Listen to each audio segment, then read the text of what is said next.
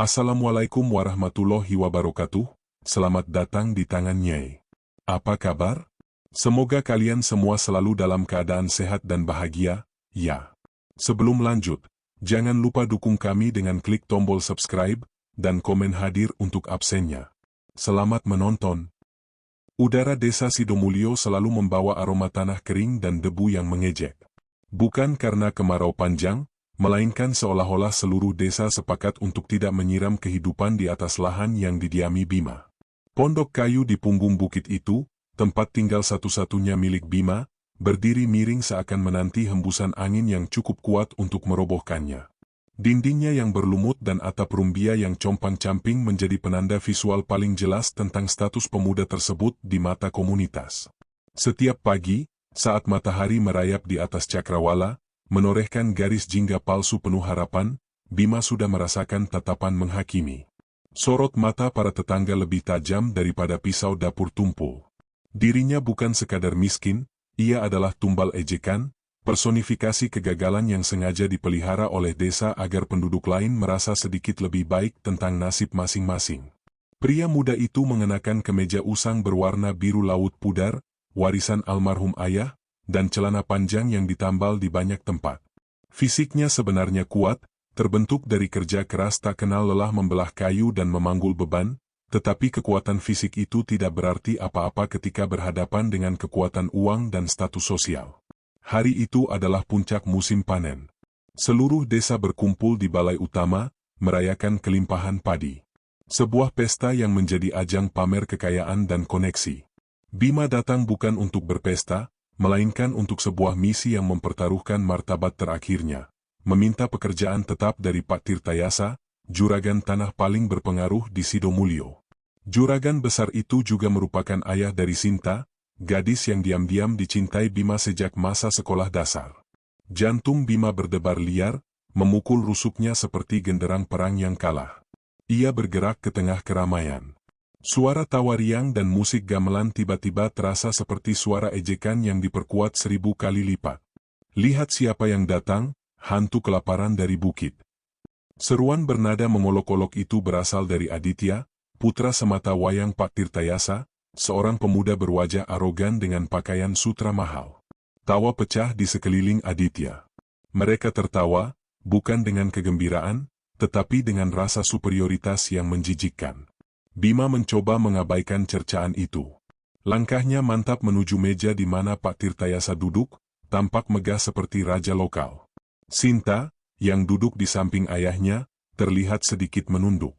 Ada kilatan rasa bersalah di mata gadis itu, namun segera ditutup oleh kepatuhan sosial. "Selamat malam, Pak Tirtayasa," sapa Bima, suaranya berusaha keras terdengar tegas. Tangan pemuda itu menggenggam topi lusuh. "Kedatangan saya kemari untuk memohon belas kasih Bapak. Bolehkah saya bekerja di sawah Bapak?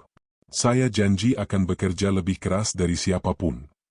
Pak Tirtayasa tidak langsung menjawab. Pria paruh baya tersebut menyesap kopi dari cangkir porselennya dengan gerakan lambat dan berlebihan, seolah ingin memastikan setiap orang di ruangan itu menyaksikan betapa tidak pentingnya Bima. "Kerja? Kamu?" Akhirnya juragan itu bersuara, nadanya datar namun menusuk. "Bima, nak, kamu ini penyakit bagi tanah. Setiap kali ada rezeki yang menghampirimu, itu akan lenyap seperti air di gurun pasir. Kamu membawa nasib sial." Aditya tertawa terbahak-bahak. "Ayah, jangan lupakan rumahnya. Sebentar lagi akan jadi kandang kambing. Mau pinjamkan kerja, atau pinjamkan kapak untuk merobohkan gubuk reot itu saja?" "Diam, Aditya," bentak Pak Tirtayasa, tapi senyum di sudut bibirnya menunjukkan ia menikmati pertunjukan tersebut. Ia kembali menatap Bima. "Dengar baik-baik, Bima. Kalaupun saya kekurangan buruh, saya akan memanggil orang dari desa sebelah. Kamu tahu kenapa? Karena kamu ini benalu. Bukan hanya miskin, tapi kemiskinanmu itu menular." Kata-kata itu menghantam Bima lebih keras daripada cambukan fisik. Jari-jari pemuda itu gemetar.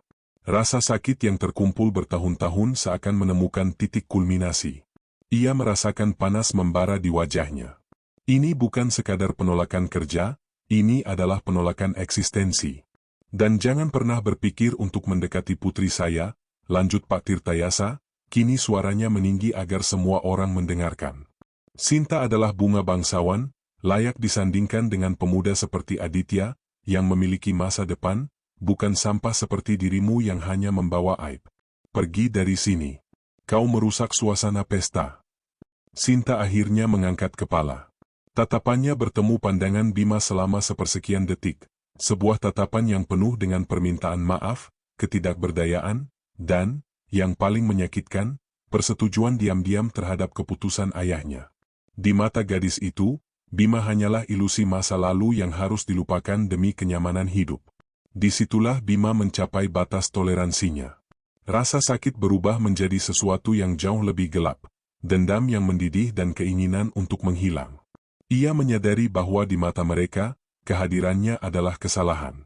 Martabatnya telah diinjak-injak, dihancurkan hingga menjadi remah-remah.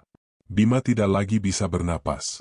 Tanpa mengucapkan sepatah kata pun, pemuda tersebut berbalik, meninggalkan tawa ejekan yang bergema dan menancap di punggungnya. Langkahnya mulanya cepat, lalu berubah menjadi lari tak terkendali. Ia berlari menjauhi balai desa, menjauhi tawa, menjauhi tatapan Sinta yang menusuk. Tujuan pelariannya tunggal, perbatasan. Di ujung desa Sidomulyo, terdapat sebuah patok kayu yang sudah lapuk, ditandai dengan ukiran samar yang dipercaya sebagai penanda wilayah manusia dan wilayah bunian. Patok itu dikenal sebagai batas 5 langkah. Melewati patok itu berarti memasuki wilayah hutan larangan, sebuah rimba gelap yang diselimuti cerita-cerita seram tentang makhluk halus yang gemar menyesatkan manusia. Saat Bima mencapai patok tersebut, jantungnya berpacu seperti kuda gila. Kakinya berhenti sejenak, diapit oleh dunia yang menolaknya dan dunia tak dikenal yang menjanjikan kehancuran. Pikirannya kosong dari logika, penuh dengan satu obsesi, saya harus menghilang. Saya harus menjadi sesuatu yang tidak bisa mereka hina lagi. Di belakangnya, desa yang dulu menjadi rumahnya tampak bercahaya, sinar lampu minyak dan tawa pesta seolah mengejek kegelapannya.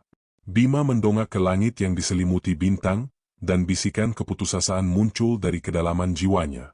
Jika dunia manusia menolakku karena kemiskinan dan aib, biarkan aku mencari kemuliaan di tempat lain. Bahkan jika tempat itu adalah neraka, rintih Bima, suaranya parau karena isak tangis yang tertahan. Tanpa menoleh kembali, tanpa memedulikan nasibnya sendiri, pemuda yang remuk itu melangkahkan kaki melewati patok batas 5 langkah. Dia menembus semak belukar yang basah, meninggalkan aroma debu Sidomulyo dan menyambut aroma lumut basah, tanah gembur, dan sesuatu yang lain, aroma manis yang dingin, aroma yang tidak berasal dari bunga atau kehidupan, melainkan dari misteri dan janji. Hutan larangan menyambutnya. Bima si tumbal ejekan telah memilih takdirnya, takdir yang pasti akan berujung pada konsekuensi supernatural yang mengerikan. Ia telah melewati garis, dan tidak ada jalan untuk kembali. Dendam telah menutup semua pintu akal sehat. Melangkah melewati patok batas 5 langkah, Bima tidak merasakan injakan tanah hutan yang biasa.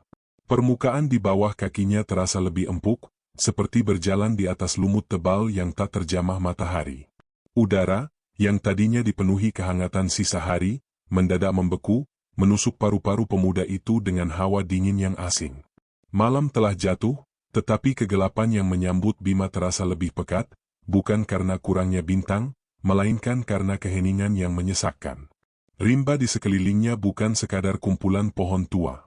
Semuanya tampak aneh, dengan batang-batang menjulang tinggi yang akarnya melilit seperti ular raksasa, menggapai ke langit-langit daun yang tak terjangkau. Di sana tidak ada suara jangkrik, tidak ada desau angin yang wajar, bahkan denyutan jantung Bima sendiri terdengar terlalu nyaring dalam kesunyian mutlak itu. Atmosfer ini memancarkan aura kuno, sebuah dimensi waktu yang berjalan dengan ritme berbeda dari dunia Sidomulyo yang fana. Bima terhuyung-huyung beberapa meter ke dalam hutan, kemudian ambruk di bawah sebuah pohon beringin yang dahan-dahannya menggantung menyerupai tirai kelambu tebal. Tenaga fisik yang tersisa telah terkuras habis oleh rasa malu dan lari maraton dari ejekan. Kini, setelah semua teriakan dendam di dalam hati menemui dinding kegelapan, rasa hampa yang membakar itu mengambil alih. Pria muda itu membenamkan wajahnya ke dalam tanah lembab. Lumpur bercampur air mata dan keringat, menghasilkan pasta pahit dari kehancuran diri. Tangisan Bima pecah, bukan lagi isakan terselubung, melainkan raungan kepedihan yang dilepaskan setelah bertahun-tahun menanggung beban aib. Tubuhnya bergetar hebat, mengeluarkan segala keputusasaan atas hidup yang terasa tidak adil. Dirinya telah menjadi sasaran hinaan, sebuah boneka yang mudah dicabik-cabik oleh kesombongan Pak Tirtayasa dan kekejian Aditya. Sinta, cinta diam-diam yang selalu menjadi mercusuar samar, kini telah memadamkan cahayanya, memilih kemewahan di atas martabat. Saya benci semua ini, bisiknya, tenggorokannya sakit. Apa salah saya dilahirkan begini? Saya hanya ingin sedikit harga diri, sedikit rasa hormat. Mengapa mereka mengambil semuanya? Dalam keremangan yang suram, Bima memohon kepada alam, kepada langit, kepada segala sesuatu yang mungkin bersembunyi di balik patok batas 5 langkah. Permohonan itu bukan lagi untuk pekerjaan atau cinta. Permintaannya kini jauh lebih dalam, lebih gelap, kekuatan untuk membalikkan keadaan. Siapapun yang mendengarkan, ucapnya serak, mengangkat wajahnya yang penuh lumpur ke arah cabang beringin yang gelap. Jika ada dewa, jin, iblis, atau bahkan bunian, ambillah saya. Berikan saya nasib baru, berikan saya kemuliaan. Saya rela menukar apapun, asalkan saya tidak lagi menjadi Bima yang hina. Saat kata, bunian, diucapkan, getaran halus menjalar melalui akar-akar pohon beringin. Keheningan yang mencekam itu tidak terpecahkan oleh suara, melainkan oleh sensasi. Bima merasakan dinginnya udara meningkat drastis, hingga napasnya mengeluarkan asap tipis, seolah berada di puncak gunung bersalju di tengah malam. Tiba-tiba, kabut ungu tipis mulai merayap dari kedalaman hutan. Kabut itu bukan uap air biasa, kabut tersebut berkilauan, seolah terdiri dari ribuan kristal debu yang memantulkan cahaya bulan yang seharusnya tidak bisa menembus rimbunnya kanopi. Aroma manis yang dingin, yang sempat ia cium saat melewati batas, kini menyengat. Aromanya seperti campuran melati tengah malam dan logam mulia yang baru ditempa, sebuah keharuman yang memabukkan dan menakutkan secara bersamaan. Bima mendongak, matanya yang memerah menyipit. Kabut ungu itu berputar-putar, berpusat di depan pohon beringin. Pusaran itu semakin cepat, semakin padat, seolah membentuk pintu gerbang dimensi. Ketakutan purba seharusnya membuat pemuda itu melarikan diri, namun keputusasaan yang lebih besar telah mematikan insting pertahanannya. Ia hanya bisa menatap, menunggu takdir barunya menjemput. Dari tengah pusaran kabut, muncul sosok melati. Dia berdiri tanpa menyentuh tanah, seolah melayang beberapa inci di atas akar pohon. Sosok wanita itu jauh melampaui deskripsi apapun yang pernah Bima dengar tentang bunian. Tinggi semampai, mengenakan gaun panjang berwarna perak yang tampak ditenun dari sutra air terjun. Pakaian itu berkilauan seiring pergerakan halusnya, tanpa celah atau lipatan. Wajahnya adalah mahakarya keindahan yang tak tertandingi di dunia manusia. Kulitnya pucat seperti porselen, namun memancarkan cahaya lembut yang membuat kabut di sekitarnya tampak seperti kerudung pelindung. Matanya, memiliki warna hijau zamrud yang dalam, menatap Bima dengan campuran rasa ingin tahu, belas kasihan yang dingin, dan otoritas kuno. Rambut hitam melati terurai panjang, diselingi untaian bunga melati yang tidak pernah layu. Dia adalah definisi sempurna dari ratu hutan, seorang penguasa dari alam lain, begitu indah hingga membuat Bima merasa semakin kotor dan tidak layak. Melati tidak membuat suara langkah, tetapi ketika bibirnya yang berwarna merah delima itu terbuka, suaranya terdengar jernih dan merdu, seperti denting lonceng kristal yang dipukul angin sepau-sepau. Bima, putra manusia yang tercela, katanya, suaranya mengandung gema yang bergetar di telinga, seolah ia berbicara dari jarak ribuan mil. Permintaanmu telah menembus tirai batas. Di dunia fana itu, kehinaan telah menjadi bayangan yang mengikutimu, bukan? Bima tidak mampu berbicara. Tenggorokannya tercekat oleh kekaguman dan kengerian. Pria muda itu hanya bisa mengangguk pelan. Melati tersenyum, senyum yang anggun namun terasa dingin. Aku adalah Melati, penguasa dari Parahyangan Sunyi. Aku telah menyaksikan semua ejekan yang kamu terima. Aku melihat bagaimana harga dirimu dirobek-robek oleh Juragan Tirtayasa dan anak sombongnya. Aku tahu kamu menginginkan sesuatu yang lebih dari sekadar pekerjaan. Kamu menginginkan kekuatan untuk tidak pernah lagi tunduk.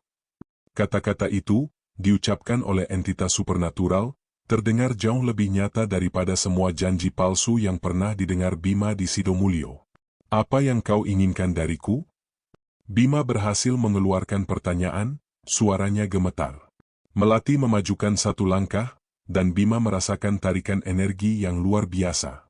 Aku tidak membutuhkan emas atau persembahan kotor dari dunia manusia. Kami, Bunian, memiliki kemakmuran abadi. Aku membutuhkan ikatan. Ikatan yang lahir dari keputusasaan dan dendam yang murni. Dia mengulurkan tangannya yang lentik.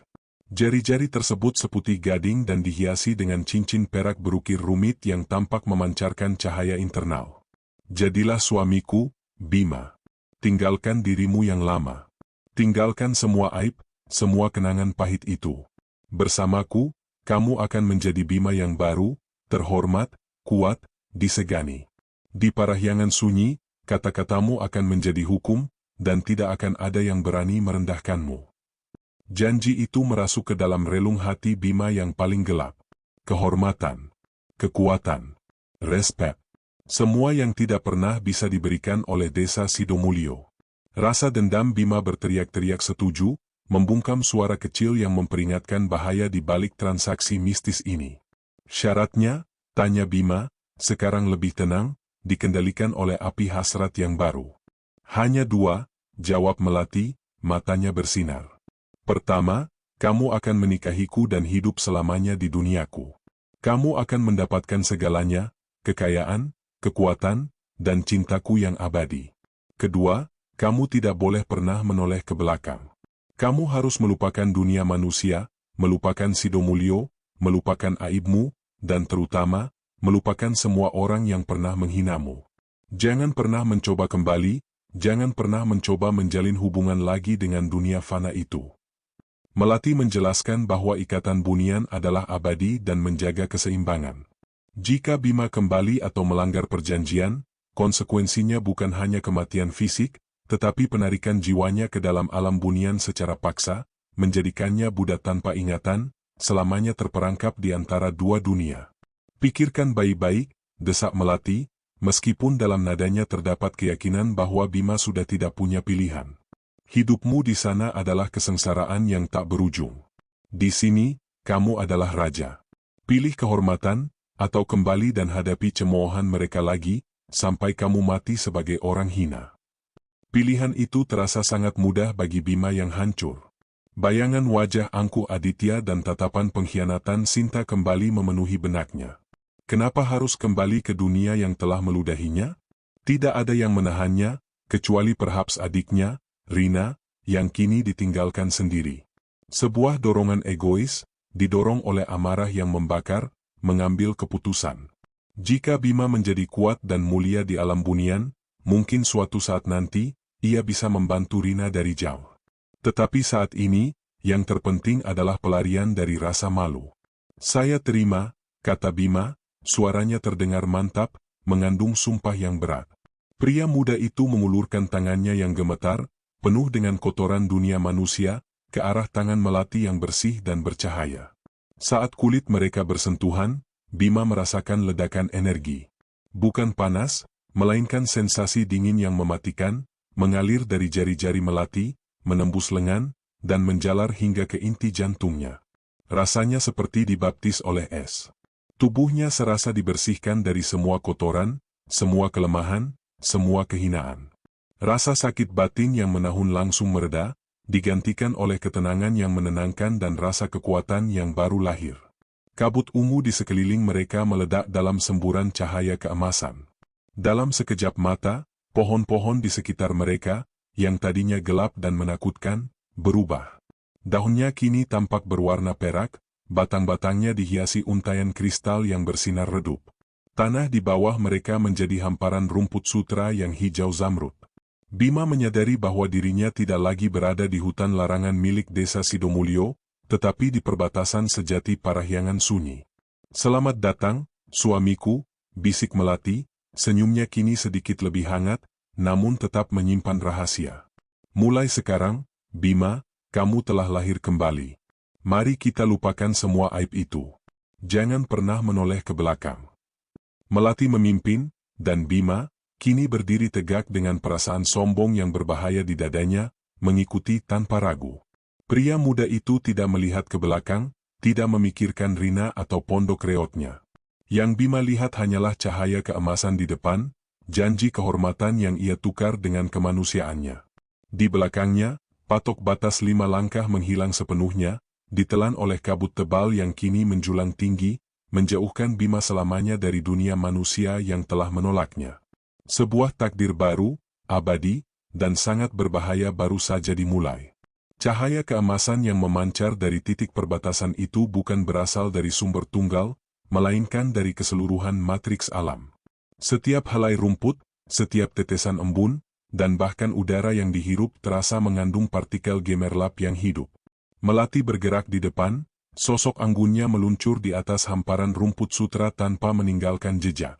Aura kemuliaannya bertindak sebagai mercusuar, membimbing Bima menjauhi kegelapan hutan larangan yang telah menghilang di balik tirai kabut abadi. Langkah Bima terasa semakin ringan. Lumpur dan kotoran dari Sidomulyo seolah menguap dari tubuhnya. Pria muda itu menyaksikan dengan takjub ketika pakaiannya yang usang, kemeja biru pudar penuh tambalan, berubah warna, menjadi sehelai busana dari kain yang terasa halus seperti kulit kedua, berwarna putih bersih dengan sulaman perak tipis yang berkilauan. Permukaan kulitnya yang kasar karena sengatan matahari dan kerja keras kini terasa mulus dan sejuk. Keajaiban ini tidak terasa seperti ilusi, melainkan penyesuaian alami terhadap hukum fisika dimensi yang berbeda. Ini bukan sihir, Bima, ujar Melati, seolah membaca gejolak pikiran suaminya. Wanita itu tidak menoleh, tetapi suaranya mencapai Bima dengan jelas, ini adalah parahyangan sunyi. Kami hanya mengenali kemuliaan. Kehinaan dan aib yang kamu bawa dari dunia fana tidak memiliki tempat di sini. Kami menyingkirkannya, seperti air membersihkan kotoran. Saat berjalan lebih jauh, Bima merasakan perubahan yang lebih dalam. Sensasi dingin yang meresap ke dalam dirinya saat bersentuhan dengan Melati di bab 2 kini bekerja pada struktur batinnya. Rasa nyeri, kekecewaan, dan keputusasaan yang selama ini menjadi teman setianya mulai memudar. Mereka tidak lenyap total, tetapi menjadi kabur, seperti lukisan yang diletakkan di bawah air. Digantikan oleh perasaan wibawa yang damai dan kekuatan yang terpendam. Transformasi fisik Bima menjadi semakin nyata. Postur tubuhnya yang sebelumnya membungkuk karena beban hidup kini berdiri tegak, memancarkan ketinggian yang mengesankan. Wajahnya yang sering kusut dan kusam terpahat kembali. Garis keras di pipinya melunak, matanya yang sebelumnya dipenuhi kesedihan kini memancarkan kilau tajam, penuh tekad dan, yang paling mencolok, ketampanan yang menakjubkan. Dia tidak lagi mirip Bima si tumbal ejekan, penampilannya kini layak bersanding dengan Ratu Bunian. Lihat dirimu, Melati menghentikan langkah, membalikkan badan dengan gerakan mengalir. Di belakangnya, cakrawala malam dihiasi aurora cahaya bunian yang indah, menari dengan warna hijau, ungu, dan emas. Melati menunjuk ke sebuah kolam air jernih di dekat mereka, yang permukaannya berkilauan seperti cermin. Bima mendekati kolam itu dan menatap pantulannya. Dia hampir tidak mengenali sosok yang terpantul.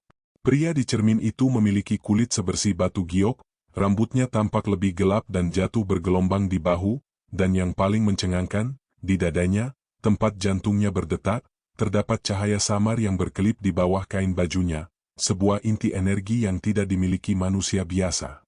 Ini adalah Bima, tetapi versi yang telah diubah, ditingkatkan, dan dijauhkan dari cacat dunia fana. Kebanggaan, perasaan yang sangat asing, tiba-tiba membanjiri Bima. Inilah yang diimpikannya, pengakuan visual atas nilai dirinya. Inilah janji pertama, tutur Melati, suaranya mengandung nada kepuasan yang tersembunyi. Kamu adalah suamiku. Dan seorang bunian, bahkan yang setengah darah, tidak akan pernah tampak hina. Jangan pernah lupakan bagaimana penampilan ini kamu dapatkan, Bima. Itu bukan dari usaha fana, melainkan dari ikatan abadi kita. Mereka melanjutkan perjalanan. Pemandangan di sekitar mereka kini berubah total. Hutan perbatasan berganti menjadi taman-taman yang disusun sempurna. Pohon-pohon di sini tidak tumbuh secara acak. batangnya terbuat dari batu permata yang diselimuti tanaman merambat perak. Bunga-bunga yang mekar memancarkan cahaya lembut yang cukup menerangi jalan, menghilangkan kebutuhan akan matahari atau bulan. Ini adalah Parahyangan Sunyi, sebuah kerajaan yang tersembunyi di dalam dimensi, tempat segala sesuatu adalah mahakarya. Di kejauhan, siluet kota utama muncul. Kota itu dibangun dari kristal putih dan kuarsa yang memantulkan cahaya bunian, menara-menaranya menjulang tinggi melampaui kabut kosmik. Jembatan-jembatan lengkung yang tampaknya terbuat dari air beku menghubungkan bangunan-bangunan megah. Saat mereka mendekati gerbang kota, makhluk-makhluk bunian mulai terlihat. Mereka tidak sebanyak manusia, tetapi setiap sosok yang dilihat Bima memancarkan aura keanggunan yang luar biasa. Mereka berpakaian serba sutra atau bahan berkilau, dan wajah mereka semua tampak sempurna, tenang, dan tanpa noda. Ketika mereka melihat Melati dan Bima, semua bunian yang berada di dekat sana langsung berhenti. Mereka membungkuk hormat, gerakan yang dilakukan dengan keanggunan ritualistik. Pandangan mereka tertuju pada Bima, bukan dengan penghinaan atau cemoohan, melainkan dengan rasa ingin tahu yang terhormat. Bima, untuk pertama kalinya dalam hidup, merasakan respek. Tidak ada tatapan merendahkan. Tidak ada bisikan jahat. Hanya keheningan yang hormat. Rasanya seperti memenangkan lotre setelah bertahun-tahun hidup dalam kemiskinan, sebuah sensasi yang memabukkan dan menghapus semua ingatan tentang balai desa dan tawa juragan Tirtayasa. Mereka memasuki gerbang kota kristal.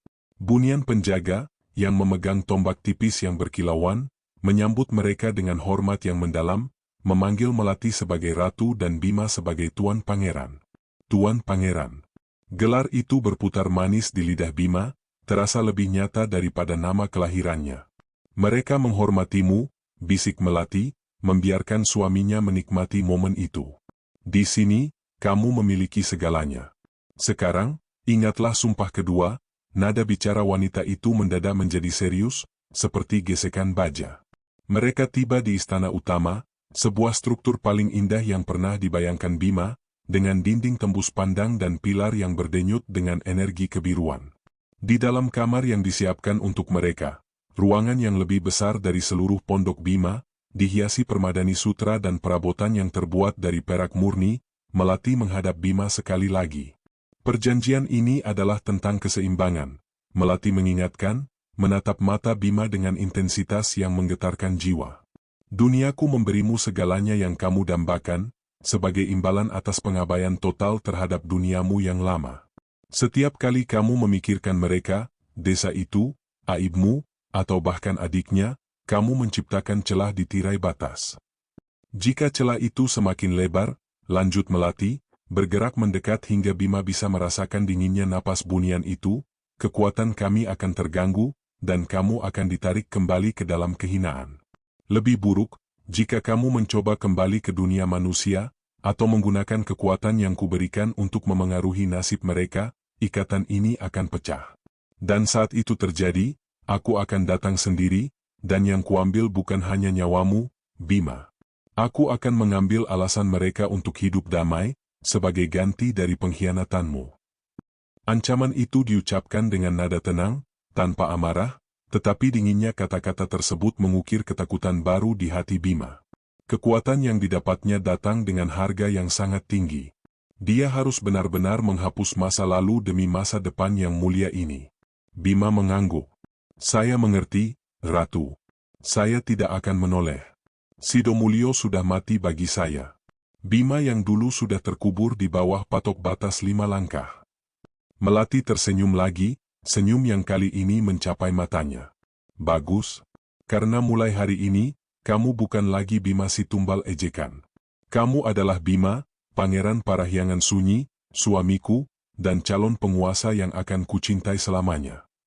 Malam itu, Bima tertidur di tempat tidur yang terbuat dari awan sutra, dikelilingi oleh kemuliaan dan keindahan yang tak terbayangkan. Dia telah mendapatkan kehormatan yang diinginkannya, tetapi di dalam jiwanya, sebuah janji mengerikan telah terpatri, lupakan atau hancur. Kelahiran Bima yang baru telah lengkap, dan kini ia menjadi bagian dari misteri bunian yang tersembunyi. Kehidupan abadi dan kekuasaan sudah menanti, namun di balik itu, benih konflik pertama, kenangan tentang adiknya, Rina, tetap menjadi satu-satunya jembatan rapuh yang menghubungkannya dengan kemanusiaan yang baru saja dilepasnya. Selama 7 malam, Parahyangan sunyi diselimuti perayaan yang asing dan menakjubkan. Perhelatan agung tersebut bukanlah pesta pora manusia yang bising. Sebaliknya, Bunian merayakannya dengan keheningan yang anggun, melodi kristal yang hanya bisa didengar oleh hati, dan pancaran cahaya yang melukiskan keindahan di setiap sudut dimensi. Bima, sebagai pusat perhatian, dipersiapkan secara ritualistik untuk menjadi pangeran sejati, melupakan sisa-sisa debu yang pernah melekat pada dirinya. Hari ke-8 adalah puncak ikatan abadi tersebut. Upacara pernikahan dilakukan di ballroom utama istana, di bawah naungan pohon emas abadi. Pohon tersebut bukanlah emas murni, melainkan terbuat dari energi cahaya padat yang memancarkan aura keemasan. Akarnya menembus lantai kristal, dan cabang-cabangnya menyentuh langit-langit ballroom yang tinggi, dihiasi ribuan kuncup bunga yang bercahaya seperti bintang. Pria muda itu kini berdiri di bawah pohon, mengenakan jubah keemasan yang ditenun dari serat sutra paling halus, dihiasi permata bunian yang tak ternilai harganya. Setiap tatapan dari para hadirin, yang terdiri dari petinggi-petinggi bunian yang berwajah sempurna dan tenang, memancarkan pengakuan tanpa syarat. Bima menegakkan tubuh, menikmati euforia kehormatan yang memabukkan. Kehinaan masa lalu, cemoohan Sidomulyo, dan wajah sombong Aditya kini terasa seperti kenangan dari kehidupan orang lain. Lalu, Melati hadir. Kedatangannya bukan sekadar berjalan, itu adalah fenomena. Wanita itu meluncur di atas karpet dari kelopak bunga perak yang bermandikan cahaya, kecantikannya begitu mematikan hingga Bima harus menahan napas. Mahkota bunian di kepalanya memancarkan 7 warna pelangi, dan gaun pernikahan putihnya memiliki ekor yang memanjang, seolah terbuat dari kabut pagi yang disulam benang emas. Melati adalah perwujudan kemuliaan yang dicari Bima, sebuah trofi, sebuah bukti bahwa dirinya kini layak. Tiba di hadapan Bima, Melati meraih tangannya, yang kini terasa kokoh dan dingin seperti miliknya. Kontak tersebut mengirimkan gelombang energi dingin yang memperkuat ikatan di dada Bima, di mana inti energinya berdenyut samar. Ritual dimulai. Upacara itu dipimpin oleh sesepuh Parahyangan sunyi, seorang bunian tua yang matanya tampak seperti galaksi purba. Sesepuh tersebut tidak berbicara dengan mulut, suaranya adalah bisikan telepati yang bergema langsung di pikiran semua yang hadir. Wahai Bima, yang datang dari lembah kefanaan, kata sesepuh, memproyeksikan wibawa keheningan. Kami, bunian, mengakui dirimu sebagai suksma pendamping Ratu Melati. Ikatan ini bukan hanya antara dua raga, melainkan antara dua takdir. Kami memberikan kepadamu kekuatan sunyi, kekayaan abadi, dan penghormatan yang tidak pernah kamu dapatkan di dunia asalmu. Sesepuh kemudian mengambil sebuah cawan yang terbuat dari kristal gelap, berisi cairan perak yang tampak bergerak sendiri. Minumlah ini. Ini adalah sari pelupa, yang akan mengunci ingatanmu tentang masa lalu yang kotor dan mengikatmu secara total pada alam ini. Setelah meminumnya, tidak ada lagi ruang untuk keraguan. Bima merasakan sedikit keraguan, setitik bayangan Rina melintas di benaknya. Tetapi bayangan itu segera terhapus oleh kilau emas yang memancar dari pohon emas dan aroma melati yang memabukkan dari melati. Pemuda itu mengambil cawan tersebut. Dingin, pahit, namun memiliki rasa manis yang mendalam. Saat cairan itu mencapai tenggorokan, Bima merasakan seluruh sejarah hidupnya, ejekan, kemiskinan, bahkan wajah Sinta, terkunci rapat di sudut terdalam jiwanya, tersimpan di balik pintu baja yang dingin. Setelah cawan diletakkan kembali, Melati berbicara, suaranya kembali terdengar merdu namun kini diresapi otoritas. Melati memegang kedua tangan Bima dan menatapnya lurus-lurus. Tatapan wanita itu sedalam lautan bunian, penuh misteri dan janji yang mengerikan. Sumpahku telah tuntas, Pangeran Bima. Sekarang, dengarkan lagi sumpahmu. Sumpah ini diucapkan di hadapan pohon emas abadi, yang akan menjadi saksi keabadian jiwamu. Di alam ini, kamu adalah kemuliaan, kehormatan, dan pasangan sejatiku. Di dunia fana, kamu adalah ketiadaan. Sumpahku adalah kamu tidak boleh menoleh ke belakang, dan kamu tidak boleh kembali, ulang Melati, kata-kata terakhirnya bergetar dengan tekanan yang mengerikan. Jika kamu melanggar ini, lanjutnya, matanya menyipit sedikit, ikatan yang telah kita ciptakan ini akan membalikkan fungsinya. Kekuatan yang kuberikan akan menjadi racun bagimu. Kamu tidak akan mati seperti manusia, tetapi jiwamu akan dicabut secara perlahan, ditarik keluar dari ragamu, hingga kamu menjadi cangkang kosong yang berkeliaran tanpa ingatan, tanpa akal, tanpa tujuan, budak abadi yang terperangkap di perbatasan. Ancaman itu diucapkan dengan kejelasan yang dingin dan tanpa emosi, sebuah hukum alam yang tidak dapat diganggu-gugat. Bima, yang kini sepenuhnya termakan oleh kebanggaan dan kekuatan baru, menganggap ancaman itu hanya sebagai formalitas. Dirinya tidak akan pernah ingin kembali ke kehidupan yang hina itu. Saya bersumpah, Ratu, jawab Bima, suaranya bergema di balairung yang sunyi. Saya tidak akan menoleh. Saya adalah milik Parahyangan Sunyi, dan saya adalah suamimu, selamanya. Saat sumpah itu selesai, pohon emas abadi di atas kepala mereka melepaskan hujan kecil berupa debu emas halus yang menyelimuti pasangan tersebut. Bunian yang hadir menundukkan kepala mereka serentak. Ikatan itu telah sempurna. Sejak pernikahan itu, Bima mulai menyadari konsekuensi yang lebih halus dari ikatan bunian. Ia kini memiliki kekuatan sunyi yang dijanjikan. Kekuatan tersebut bukan untuk mengangkat gunung atau menyalakan api, melainkan kekuatan yang berhubungan dengan dimensi, ilusi, dan emosi. Suatu sore, saat sedang menikmati ketenangan di taman istana yang dihiasi bunga-bunga kristal, Bima merasa terganggu oleh perdebatan dua pelayan bunian di kejauhan yang berbisik-bisik tentang penataan karangan bunga. Merasa terganggu oleh bisikan yang memecah keharmonisan, Bima secara tidak sengaja memfokuskan pikirannya pada mereka. Seketika, keheningan mutlak terjadi. Dua pelayan itu tampak membeku di tengah kalimat. Bima mengedipkan mata, dan mereka kembali bergerak, tanpa menyadari adanya jeda waktu. Terkejut, Bima mencoba lagi. Dia membayangkan bisikan mereka tidak ada. Saat itu juga, suara mereka lenyap. Dia tidak tuli, Bima hanya memadamkan suara di sekitar mereka, menciptakan kantung keheningan yang sempurna. Melati, yang melihat eksperimen kecil itu dari balkon istana, tersenyum bangga. Kemudian, ia mengajarkan lebih banyak tentang kemampuan barunya. Itu adalah penguasaan dimensi kecil. Kamu bisa menggeser perspektif mereka, sedikit saja.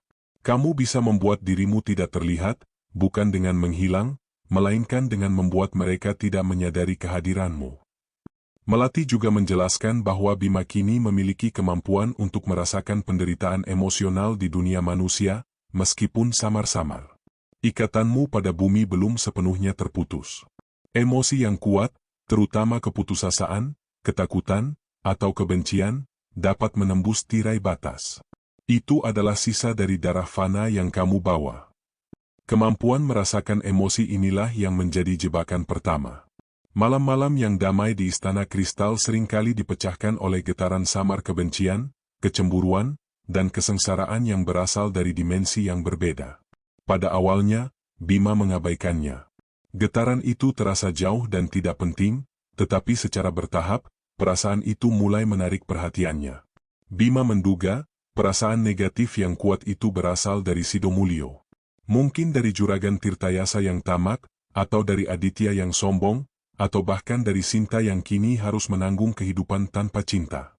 Semakin Bima merasakan penderitaan itu, semakin besar pula rasa kepuasan yang dingin menjalar dalam dirinya.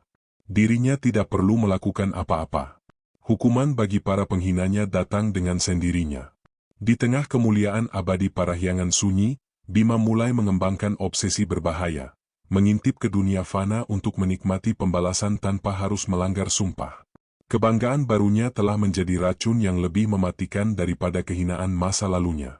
Bima, Pangeran Bunian, kini mendambakan penderitaan musuh-musuhnya sebagai santapan mentalnya. Hal ini membawanya semakin dekat ke pinggiran tirai batas, tempat perjanjian abadi itu rentan robek. Bulan-bulan berlalu dalam keabadian Parahyangan Sunyi. Waktu di alam bunian bergerak dengan irama yang berbeda, di mana setiap hari terasa seperti rangkaian lukisan tenang yang tak pernah usai. Bima telah terbiasa dengan kemewahan sunyi dan kehormatan yang diberikan para bunian.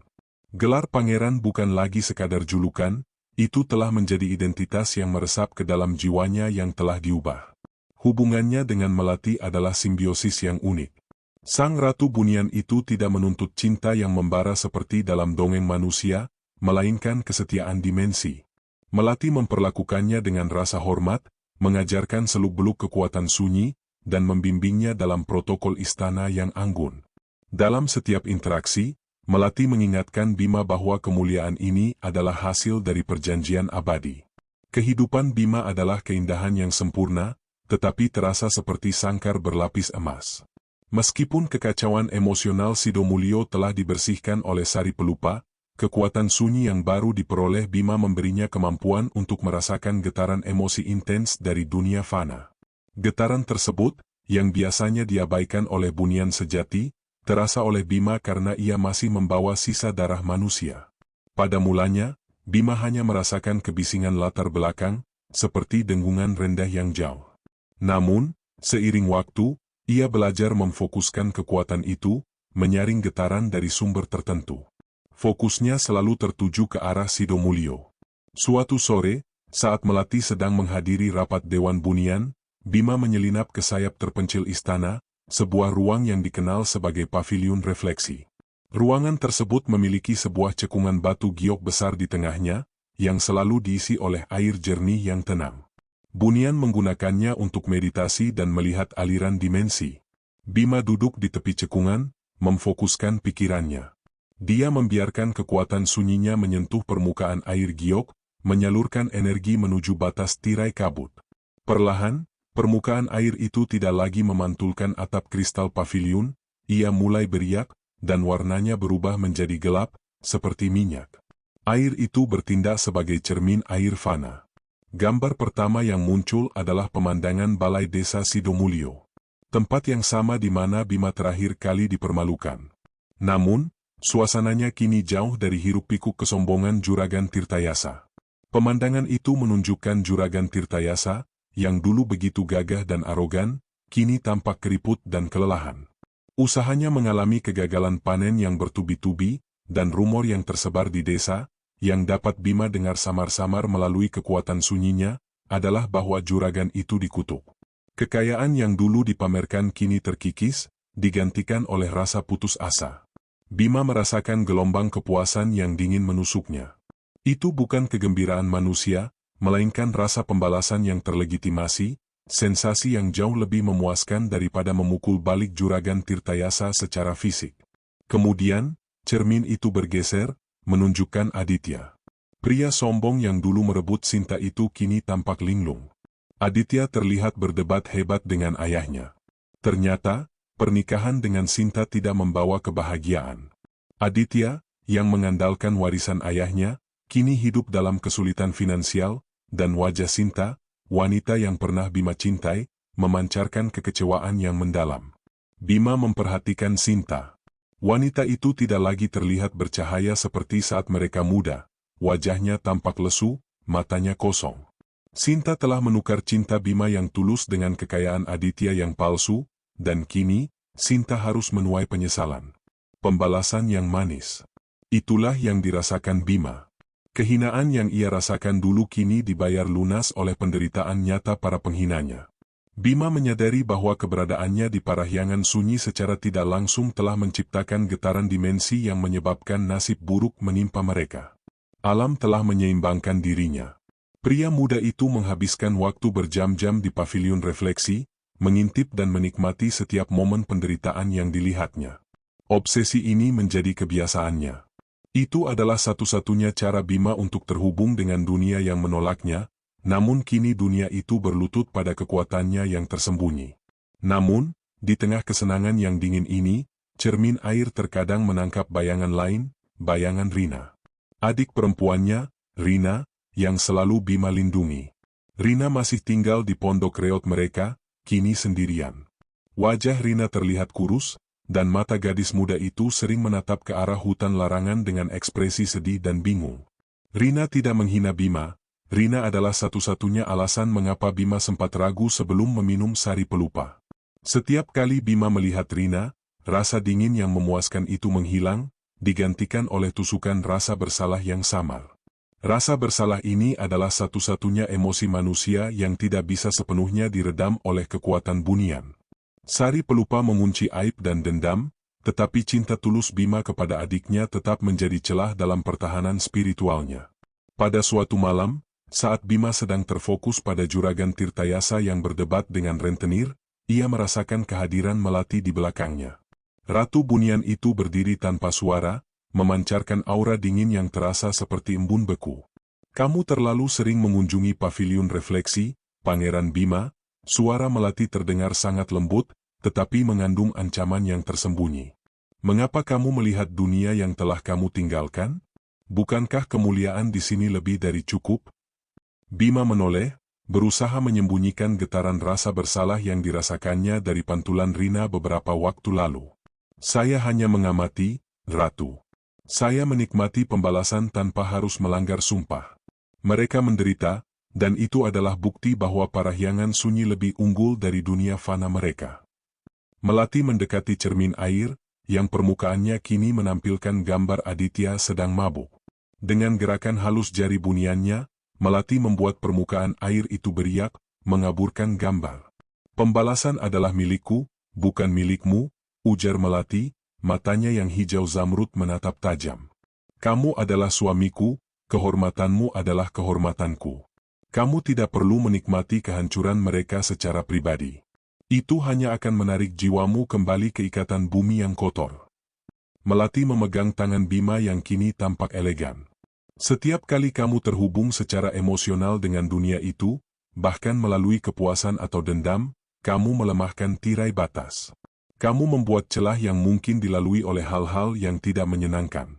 Dan yang lebih penting, suaranya menjadi sangat rendah dan penuh kepemilikan, kamu mengkhianati kehadiranku. Kamu mencari kepuasan di masa lalu, padahal segala kepuasan abadi ada di sisiku." Tangan Melati memegang pergelangan tangan Bima dengan erat, seolah menyalurkan energi dingin untuk menghapus sisa-sisa emosi fana itu. "Ingat, Bima. Selama kamu berada di sini, alam kami melindungimu.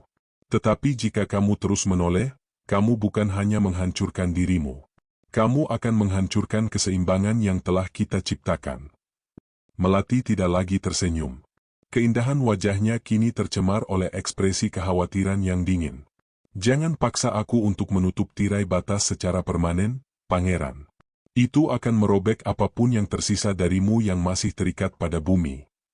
Ancaman itu berhasil. Bima mundur, menyadari bahwa obsesi kecilnya telah menarik perhatian Ratu Bunian. Melati tidak cemburu pada wanita lain, dia cemburu pada ingatan dan ikatan emosional Bima pada dimensi yang berbeda. Bima berjanji untuk menjauhi cermin itu. Namun, meninggalkan paviliun, Bima menyadari bahwa dirinya telah melihat Rina yang kurus terlalu sering. Gambaran adiknya yang sendirian, menatap hutan dengan sedih, kini telah tertanam di sudut pikirannya yang paling dalam, jauh melampaui kemampuan Sari Pelupa untuk menghapusnya. Bima telah membiarkan benih kerinduan kecil itu tumbuh, menantang perjanjian yang mengikat kehidupannya yang abadi. Peringatan dingin Melati di paviliun refleksi hanya berfungsi sebagai jeda singkat, bukan penghentian total. Keinginan Bima untuk menegaskan kekuasaannya, setelah bertahun-tahun dihina, telah menjadi haus yang tak terpuaskan. Dirinya adalah pangeran di alam bunian, sosok yang dihormati, memiliki kekuatan sunyi, namun kebanggaan barunya terasa hampa tanpa pengakuan dari dunia yang pernah menolaknya. Pembalasan yang hanya dilihat melalui pantulan air terasa kurang mendalam, batinnya menuntut sentuhan langsung. Beberapa pekan setelah teguran Melati, Bima kembali menyelinap ke cekungan batu gio. Kekuatan sunyi dalam dirinya meronta, terstimulasi oleh getaran keputusasaan yang meningkat dari Sido Mulyo. Juragan Tirtayasa, musuh bebuyutan Bima, sedang mempertaruhkan segalanya pada satu panen terakhir dari ladang terluasnya. Keberhasilan panen tersebut akan melunasi utangnya dan mengembalikan sebagian martabatnya yang hilang. Kegagalan berarti kehancuran total. Bima memfokuskan pikirannya pada cermin air fana. Permukaan air segera menampilkan ladang Juragan Tirtayasa, yang kini menghijau subur di bawah matahari pagi. Juragan itu berdiri di tepi ladang, wajahnya penuh harap yang menyedihkan, raut wajah yang tidak pernah Bima lihat saat dirinya masih di sana. Melihat harapan di wajah Juragan Tirtayasa, Bima merasakan lonjakan dendam yang kuat. Dendam ini tidak lagi kotor dan putus asa seperti dulu. Sekarang, itu adalah dendam yang dimuliakan, didukung oleh kekuatan dimensi. Melati telah memperingatkannya untuk tidak menoleh ke belakang, tetapi Bima menafsirkan sumpah itu secara harfiah. Asal tidak kembali ke Sidomulyo secara fisik, tindakan dari Jang ini seharusnya diizinkan. Pria muda itu menutup mata. Pikirannya melintasi tirai batas, energi dingin buniannya menjangkau dimensi fana. Dirinya tidak berniat menimbulkan kebakaran atau gempa bumi, itu terlalu kasar, terlalu manusiawi. Kekuatan sunyinya lebih halus, mampu menggeser perspektif, memanipulasi keharmonisan. Bima memfokuskan inti energinya, cahaya di dadanya, ke arah atmosfer di atas ladang Juragan Tirtayasa. Dirinya membayangkan kelembaban yang berlebihan, awan yang enggan melepaskan hujan, dan serangga yang tiba-tiba merasa tertarik pada akar tanaman tertentu. Geseran kecil. Itulah yang dilakukannya. Bima menggeser keharmonisan cuaca dan ekosistem di area itu, hanya beberapa derajat. Dia menciptakan kantung kekacauan lokal. Panas yang terlalu lembab di siang hari menyebabkan jamur tak terlihat menyerang tanaman, sementara pada malam hari kelembaban membusukkan akar. Perlahan, di dalam cermin air fana, tanaman yang awalnya hijau subur mulai menunjukkan bintik-bintik kehitaman. Dalam hitungan menit di parahyangan sunyi, yang mungkin berarti beberapa jam di dunia fana, kehijauan cerah itu layu. Bukan layu karena kekeringan, melainkan layu karena kemarahan yang tak terlihat dari alam itu sendiri. Bima membuka mata, dadanya berdetak kencang, sebuah sensasi yang terasa lebih hidup daripada kehidupan bunian yang tenang. Juragan Tirtayasa di cermin tampak kaget, berlutut di tanah, menyentuh tanaman yang busuk dalam semalam. Harapannya lenyap, digantikan oleh keputusasaan mendalam. Pembalasan manis yang senyap telah terjadi. Tidak ada yang akan pernah tahu bahwa kehancuran itu disebabkan oleh seorang pria yang sekarang menjadi pangeran di dimensi lain. Juragan Tirtayasa hanya akan menyalahkan nasib buruk atau kutukan, sebuah takdir yang terasa sangat adil bagi Bima. Namun, kepuasan Bima segera digantikan oleh teror. Saat dirinya berdiri tegak, menikmati kemenangan, istana kristal parahyangan sunyi bereaksi. Di sudut ruangan, sebuah vas kristal yang merupakan harta karun bunian, sebuah objek yang seharusnya abadi dan tidak dapat pecah, tiba-tiba retak. Retakan itu menyebar dalam keheningan total, tidak mengeluarkan suara, tetapi celah yang dihasilkan tampak seperti jaringan saraf yang terluka. Di luar paviliun, Bima mendengar suara gemerisik daun yang tidak wajar. Pohon emas abadi, simbol kekuatan dan keabadian parahyangan sunyi, secara mendadak menjatuhkan segenggam daun. Daun-daun tersebut bukan berwarna emas atau perak, melainkan hitam pekat, layu, dan tampak mati. Daun-daun itu jatuh dengan cepat dan menghilang di lantai kristal, meninggalkan jejak energi gelap yang segera teratasi oleh cahaya bunian, tetapi tidak terhapus sepenuhnya. Keseimbangan dimensinya terganggu.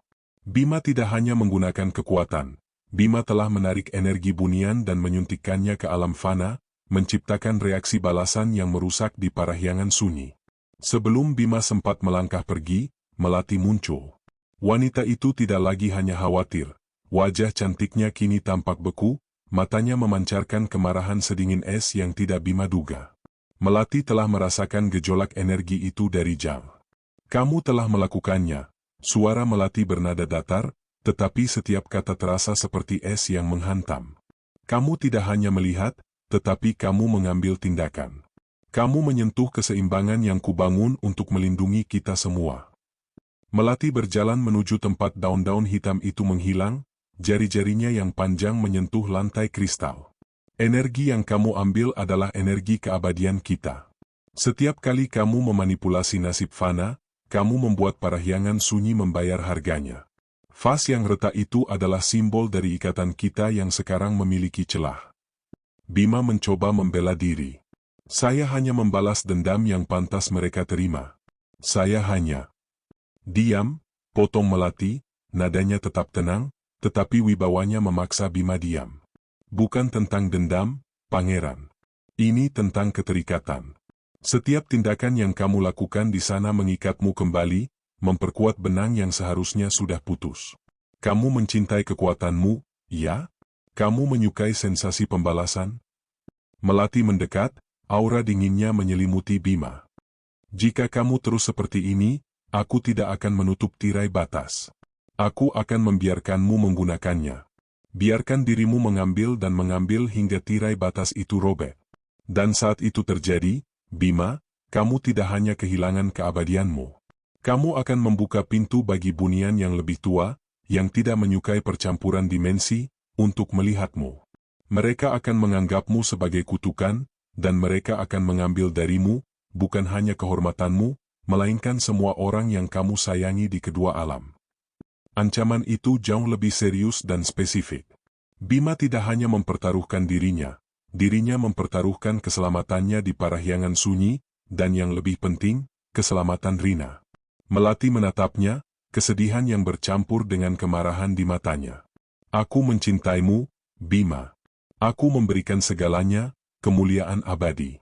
Jangan hancurkan itu karena kesenangan fana yang hanya bersifat sementara. Aku adalah pembalasan yang paling pantas kamu dapatkan. Sebelum pergi, Melati memberinya satu pandangan terakhir, yang membuat Bima merinding. Juragan Tirtayasa jatuh. Jangan pernah lagi kamu campur tangan. Atau, harga yang harus kubayar akan sangat mahal. Bima ditinggalkan sendirian di paviliun refleksi yang kini terasa dingin dan berbahaya. Juragan Tirtayasa telah hancur, dan rasa pembalasan itu manis. Namun, ketakutan yang ditanamkan Melati, bahwa ada bunian lain yang lebih berbahaya, kini melingkari hatinya.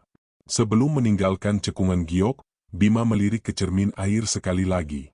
Gambar Juragan Tirtayasa yang berlutut telah menghilang.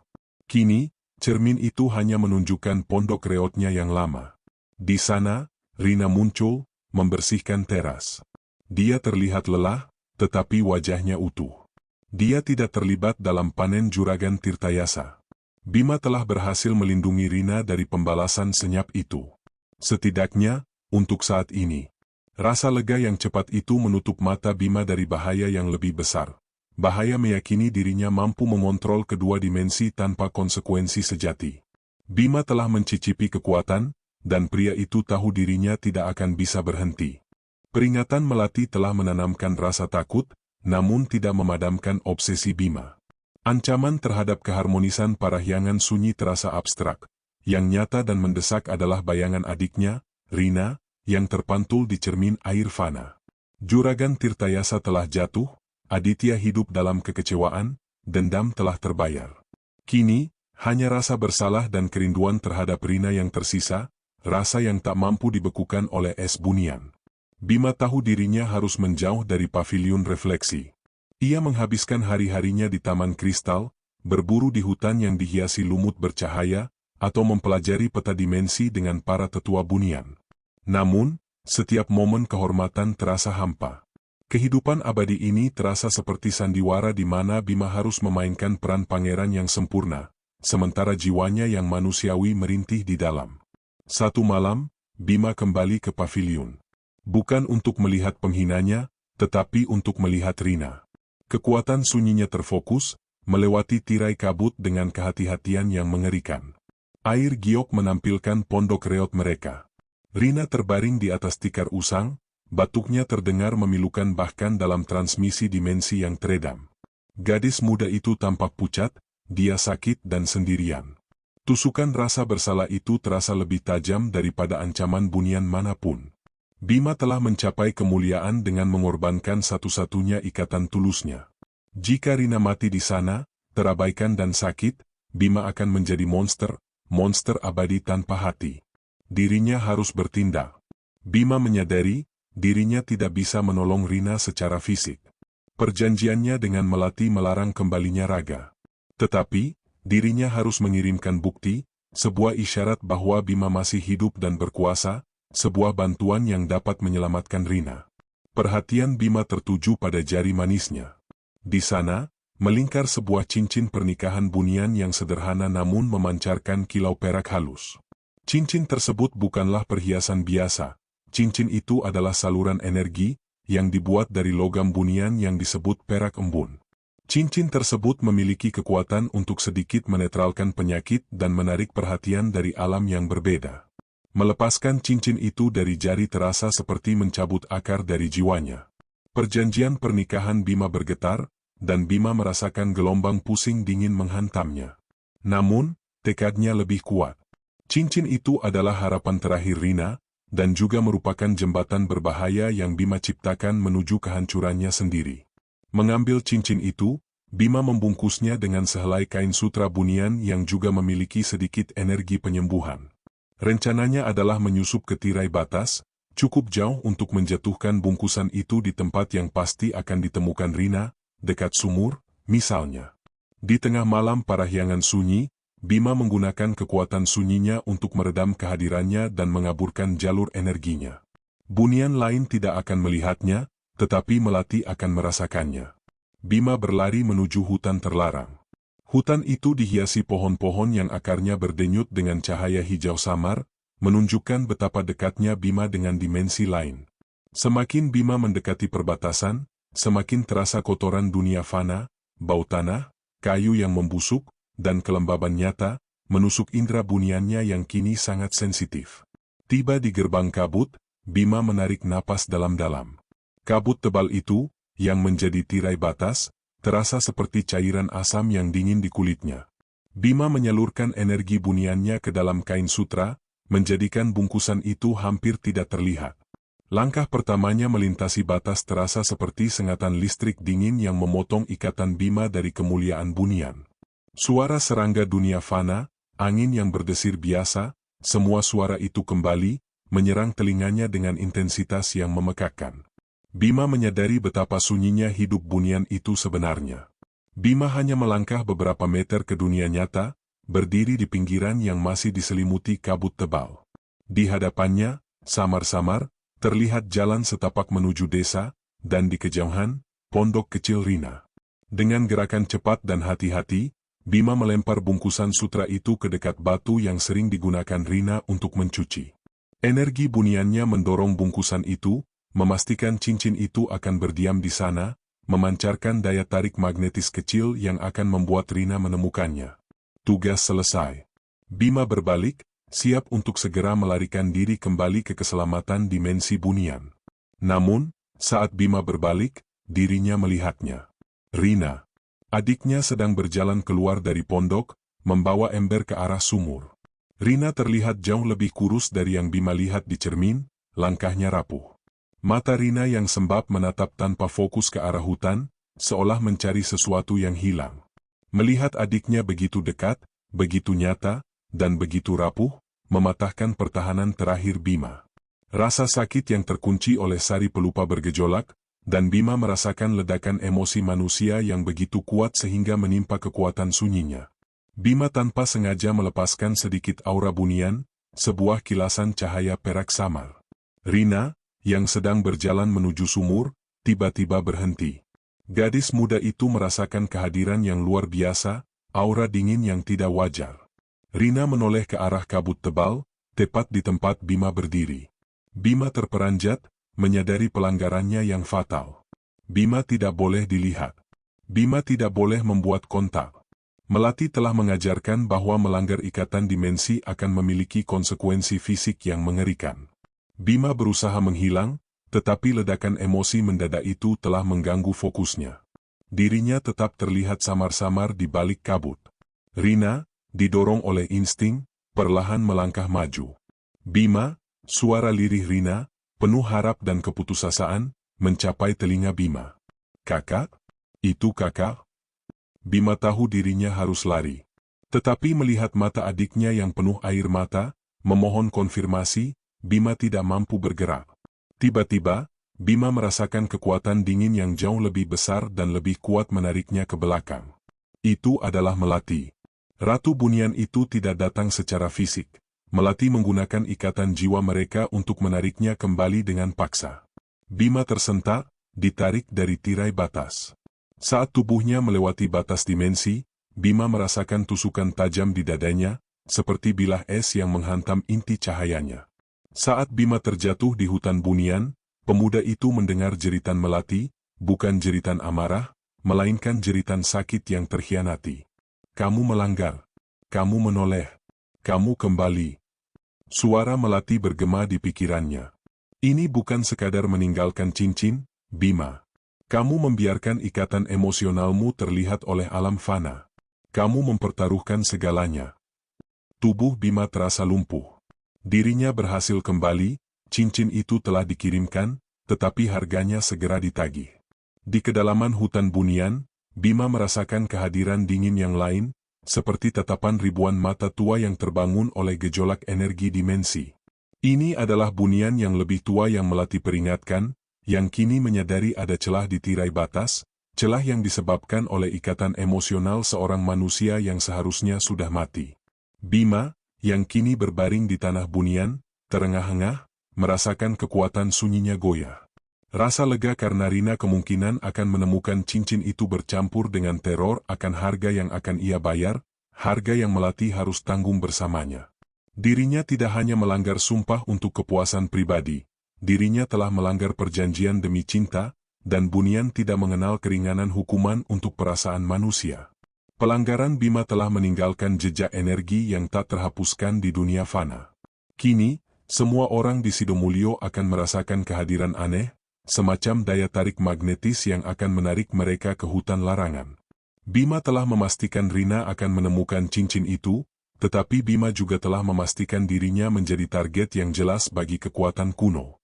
Ketika kesadaran Bima kembali, dirinya terbaring di atas lantai kristal dingin kamar tidur keabadian. Tusukan es yang menghantam dadanya saat ditarik melintasi tirai batas masih terasa nyata, meninggalkan denyutan nyeri di inti cahaya buniannya. Di sekelilingnya, suasana parahyangan sunyi terasa berbeda. Keheningan yang biasanya menenangkan kini menjadi mencekam, syarat dengan tegangan yang berat dan dingin. Melati berdiri di dekat jendela lengkung yang memantulkan aurora hijau samar di langit bunian. Ratu bunian itu memunggungi Bima. Kehadirannya tidak lagi memancarkan kehangatan abadi, aura yang mengelilingi tubuhnya terasa seperti badai salju yang membeku. Keindahan Melati, yang selalu anggun, kini dihiasi dengan kekecewaan murni, yang jauh lebih menakutkan daripada kemarahan yang meluap-luap. Bima berusaha bangkit, tetapi tubuhnya terasa lemas. Kekuatan sunyi, yang sebelumnya mengalir deras, kini hanya berupa tetesan yang enggan. "Jangan bergerak, Pangeran," suara Melati datang, tenang, tanpa nada tinggi, namun menusuk seperti jarum es. "Kekuatanmu terkuras. Itu harga yang kamu bayar karena memaksa batas antara ada dan tiada. Tetapi itu hanyalah bayaran fisik. Harga yang sesungguhnya akan jauh lebih mahal." Melati perlahan berbalik. Mata zamrudnya tidak menunjukkan air mata, hanya kehampaan yang luar biasa. "Aku tidak marah," bisik Melati, dan Bima tahu itu adalah kebohongan yang paling mengerikan. Amarah adalah emosi fana yang panas dan cepat berlalu. Yang kurasakan adalah kekecewaan dimensi. Kamu telah menghina keabadian yang kuberikan. Kamu telah mengkhianati ikatan jiwa kita demi sepotong kecil memori yang seharusnya sudah hilang. Ratu bunian itu melangkah mendekat, setiap gerakannya memancarkan wibawa yang mencekik. "Apakah kamu pikir meninggalkan artefak bunian di tanah kotor mereka hanya sekadar perbuatan iseng?" Cincin itu adalah bagian dari energi bunian yang terikat pada Bima. Ketika cincin itu berada di dimensi mereka, itu berfungsi sebagai mercusuar. Itu bukan hanya menolong adiknya, itu mempertaruhkan nyawa gadis muda itu. Bima terbatuk, rasa sakit di dadanya menyebar. "Saya harus melakukannya. Dia sakit. Dia adalah satu-satunya. Dia adalah satu-satunya yang tersisa yang membuat Bima tetap menjadi manusia, benar." Melati menyelesaikan kalimatnya, suaranya dipenuhi kesedihan yang tak terukur. "Dan itu adalah ancaman terbesar bagi parahyangan sunyi. Perjanjian kita adalah untuk melepaskanmu dari ikatan manusia. Setiap kali kamu menegaskan kembali ikatan itu, kamu merobek tirai batas semakin lebar." Melati menjelaskan konsekuensi tindakannya dengan detail yang mengerikan. "Ikatan jiwaku menarikmu kembali, tetapi energi dari cincin itu telah tinggal. Itu telah menciptakan jejak energi yang tidak bisa dihapus di tanah fana. Jejak ini adalah saluran, yang tidak hanya menghubungkanmu dengan adikmu, tetapi juga memungkinkan bunian yang lebih tua, yang sangat membenci percampuran darah dan dimensi, untuk melihat. Mereka kini tahu persis di mana Sidomulyo berada. Bunian yang lebih tua, lanjut Melati, tidak peduli dengan kehinaan dan dendammu. Mereka hanya peduli pada keseimbangan kosmik. Pelanggaran Bima adalah ketidakseimbangan. Dan untuk menyeimbangkan kembali, mereka akan mengambil sesuatu dari dunia fana yang memiliki nilai spiritual setara dengan energi yang Bima curi dari keabadian Bunian. Melati menunduk, matanya menatap langsung ke dalam jiwa Bima. Tahukah kamu apa yang mereka nilai paling tinggi? Bukan emas, bukan harta. Mereka menghargai kehidupan yang belum tercemar oleh kehinaan. Mereka akan mengambil yang paling suci, yang paling murni, yang paling Bima lindungi. Mereka akan mengambil Rina. Pengakuan itu menghantam Bima seperti palu baja. Dirinya tidak menyelamatkan Rina, dirinya telah menyeret adiknya ke dalam konflik dimensi yang berbahaya. Kehancuran Juragan Tirtayasa adalah pembalasan yang manis. Bahaya yang mengancam Rina ini adalah karma yang sesungguhnya dari perjanjiannya. Melati menoleh, menunjuk ke arah cermin air di sudut ruangan yang kini memantulkan bayangan gelap. Lihatlah ke dalam cermin air sekarang.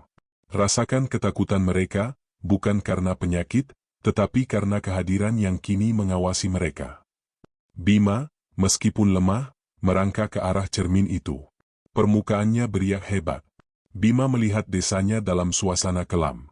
Rina memang terlihat sedikit lebih baik karena energi cincin perak embun, tetapi aura kegelapan mengelilingi pondok itu. Bima tidak hanya melihat Rina.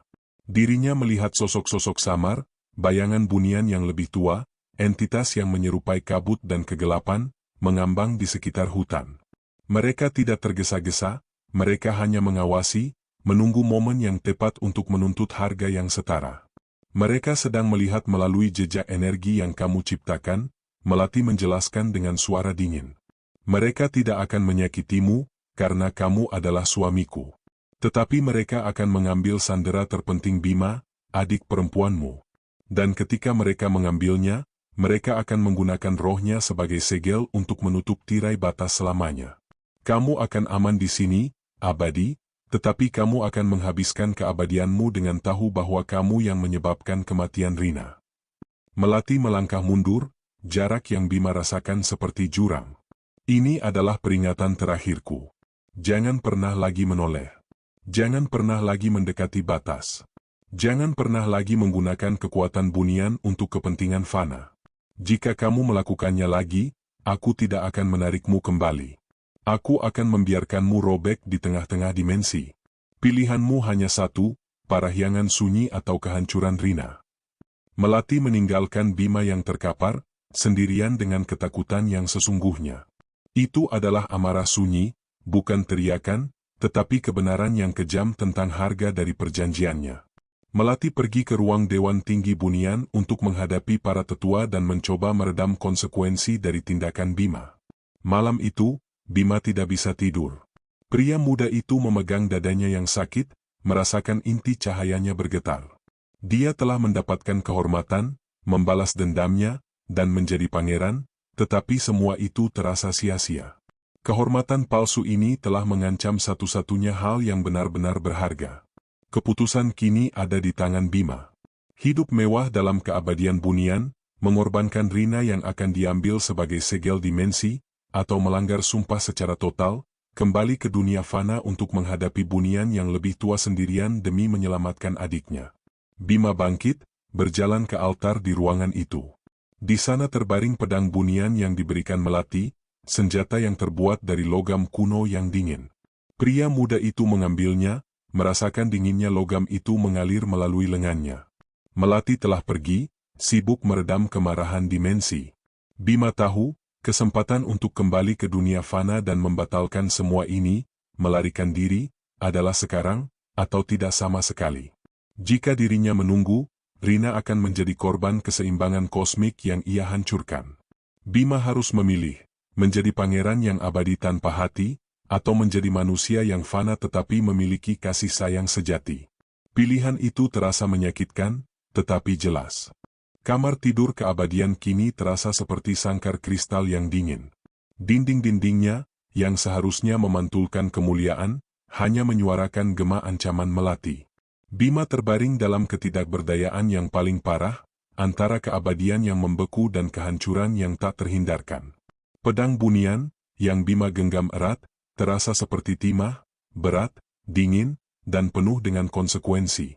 Pria muda itu tahu bahwa pedang tersebut adalah tiket kembalinya, dan pada saat yang sama, alat yang akan mengakhiri keabadiannya. Melati telah pergi, meninggalkan Bima dengan ultimatum yang kejam, abadikan diri di parahyangan sunyi atau saksikan Rina direnggut oleh bunian yang lebih tua sebagai tumbal dimensi. Pikiran Bima berputar-putar dalam lingkaran tanpa akhir.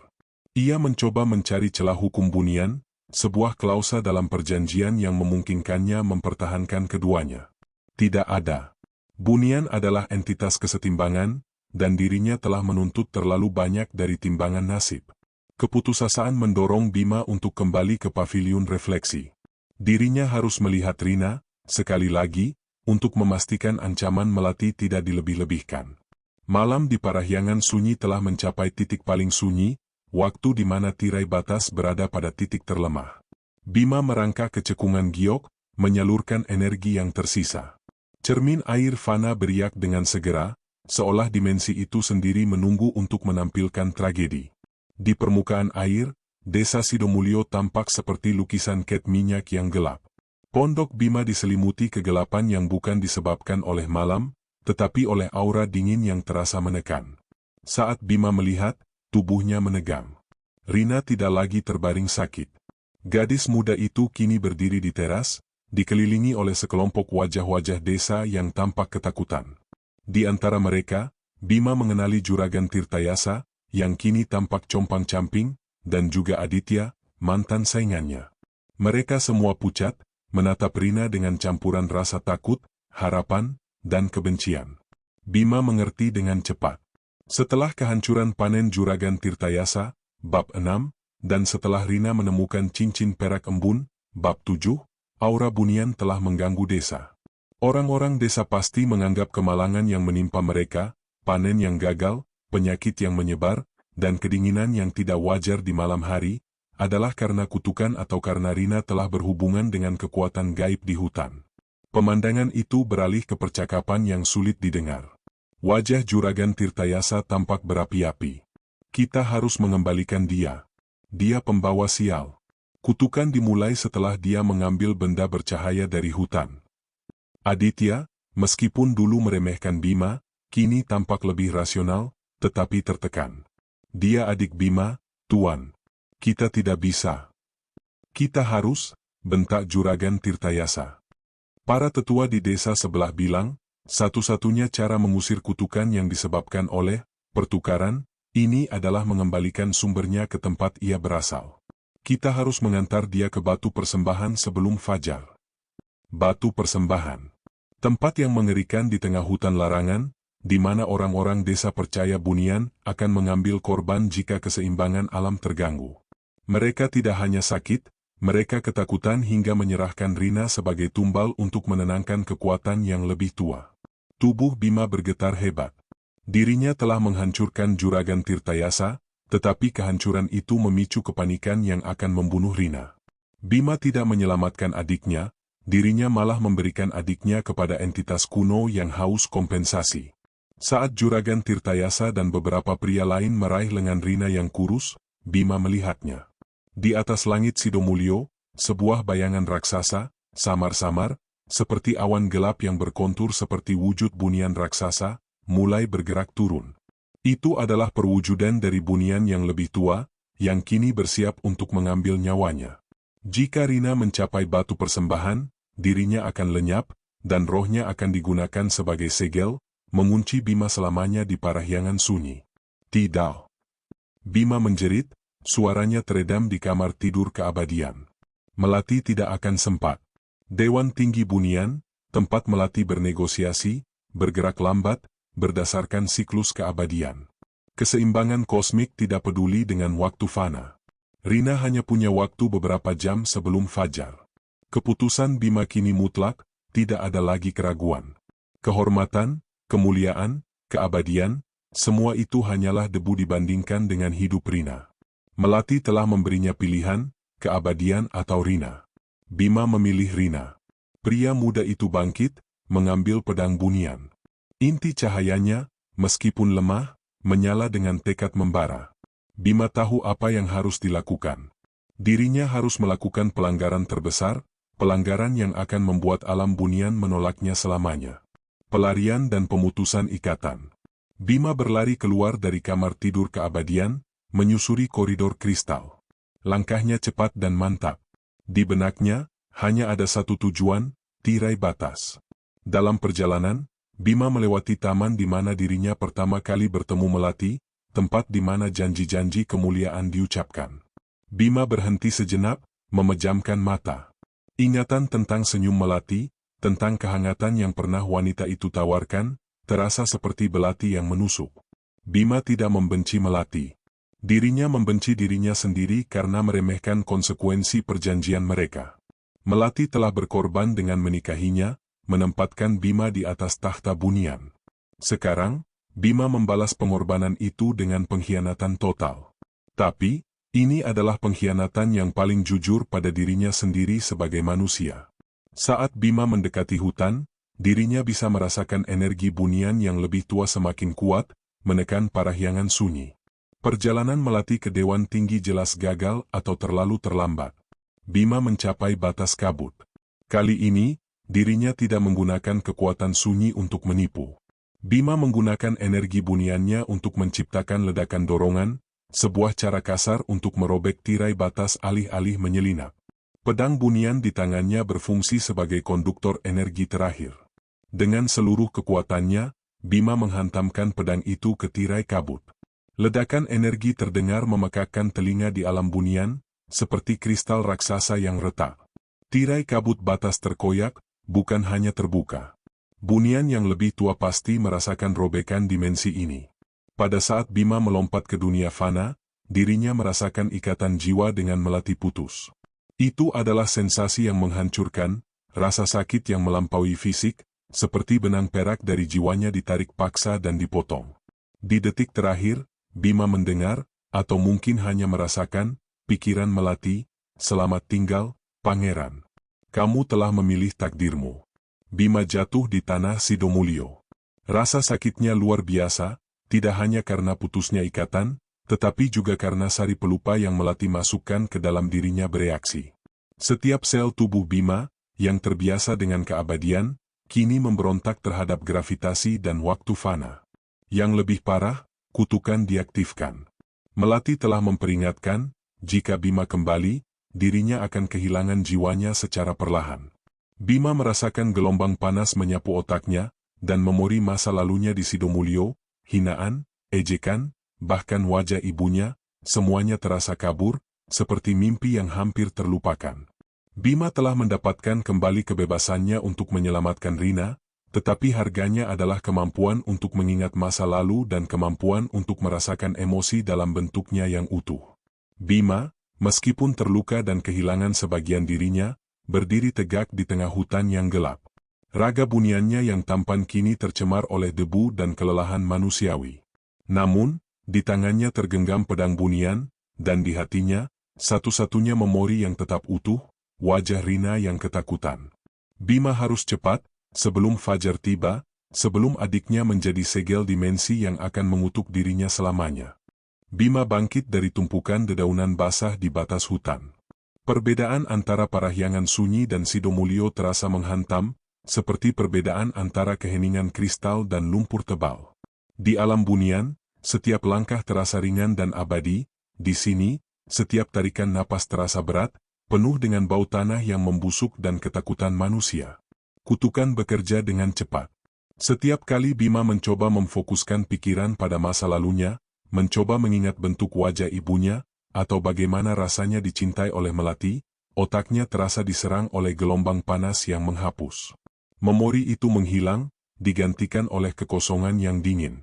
Hanya satu hal yang tetap utuh, sebuah jangkar emosional yang tak tersentuh oleh sari pelupa, Rina. Raga Bima, meskipun sekarang diselimuti baju bunian yang compang-camping, masih mempertahankan ketampanan surgawi yang diperolehnya. Namun, di matanya kini tersimpan kekosongan yang mengerikan. Pria muda itu bukan lagi Bima yang terhina, dan bukan lagi pangeran bunian, dirinya adalah entitas di antara keduanya, terlahir kembali sebagai pelari yang harganya adalah jiwanya sendiri. Waktu adalah musuh terbesarnya. Bayangan raksasa bunian yang lebih tua yang dirinya lihat di cermin air kini terasa nyata di atas langit, menekan Sidomulyo. Bima harus mendahului rombongan desa yang membawa Rina ke batu persembahan. Bima berlari menembus kegelapan, mengandalkan naluri buniannya. Kekuatan sunyi masih ada, tetapi terasa asing, seperti otot yang tidak pernah digunakan. Bima mencoba menghilang seperti yang diajarkan Melati, tetapi usahanya hanya menghasilkan distorsi udara samar di sekelilingnya. Kekuatan itu telah menjadi fana. Dirinya harus berkonsentrasi penuh untuk menggunakannya, dan itu menghabiskan energi. Beberapa saat kemudian, Bima mendengar suara-suara, teriakan dan langkah kaki yang berat. Juragan Tirtayasa dan rombongan desa telah mencapai jalan setapak menuju batu persembahan.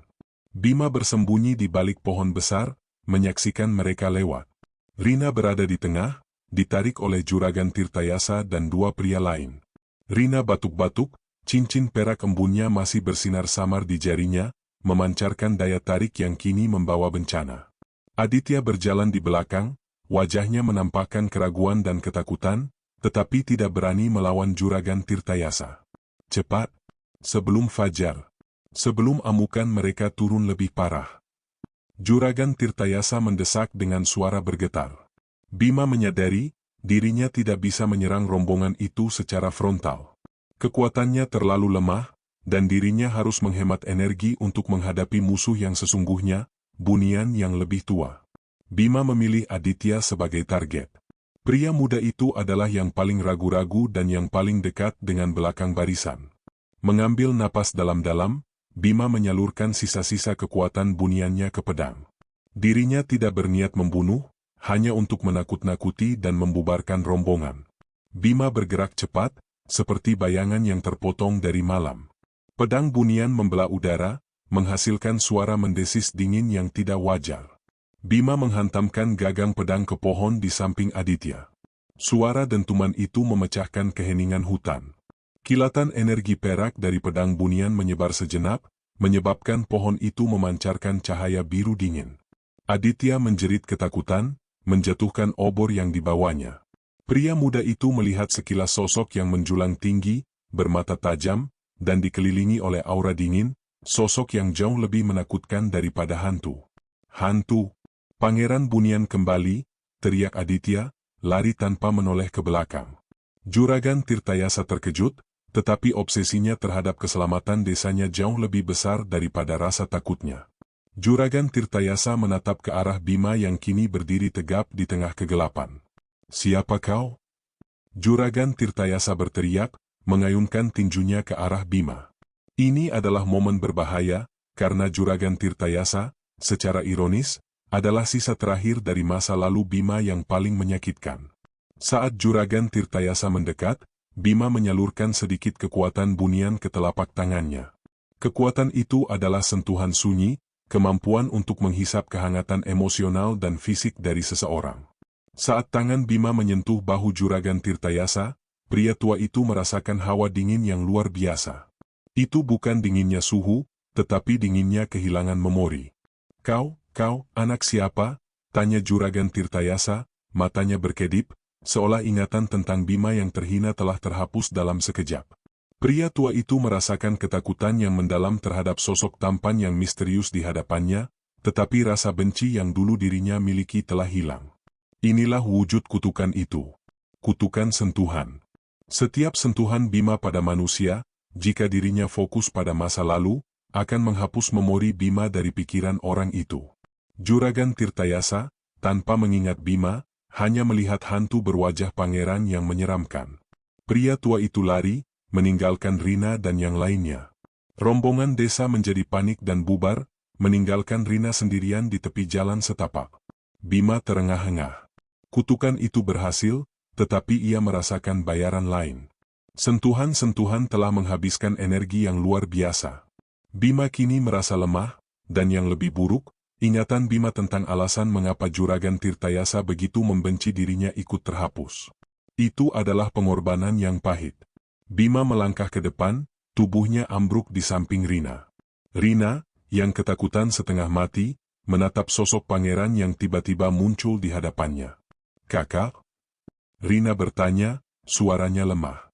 Rina mengenali wajah kakaknya, tetapi wajah Bima kini begitu sempurna, begitu di luar dunia ini, sehingga Rina ragu. "Ya, Rina. Saya." "Kakakmu," jawab Bima, merasakan kehangatan yang asing. Kehangatan Rina menembus kebekuan bunian yang menyelimuti Bima, menstabilkan sari pelupa. Bima tidak berani menyentuh Rina, takut akan kutukan itu. Namun, Bima melihat ke atas. Di langit, bayangan bunian yang lebih tua semakin jelas, bergerak cepat menuju batu persembahan. "Waktu telah habis. Kita harus lari, Rina," kata Bima, suaranya serak. "Mereka datang. Mereka mau kamu." Rina, yang lemas dan bingung, hanya bisa menatap cincin yang ada di jarinya, kini bersinar terang. "Cincin ini menolongku. Tapi sekarang ia terasa dingin." Bima tahu Rina benar. Cincin itu telah beralih dari energi penyembuh menjadi alat panggil bagi entitas yang lebih tua. Bima membantu Rina berdiri tanpa kontak fisik langsung, mendukungnya dengan pedang. Raga buniannya yang kuat memudahkan untuk membawa adiknya. Mereka tidak bisa kembali ke desa, mereka harus pergi ke tempat bunian yang lebih tua berharap menemukan Rina, batu persembahan. Bima harus menghadapi nasibnya di sana.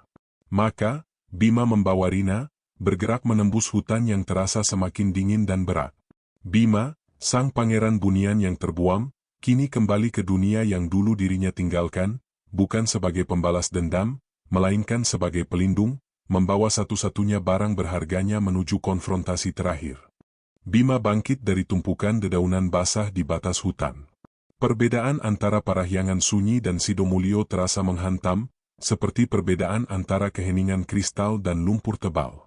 Di alam bunian, setiap langkah terasa ringan dan abadi, di sini, setiap tarikan napas terasa berat, penuh dengan bau tanah yang membusuk dan ketakutan manusia. Kutukan bekerja dengan cepat.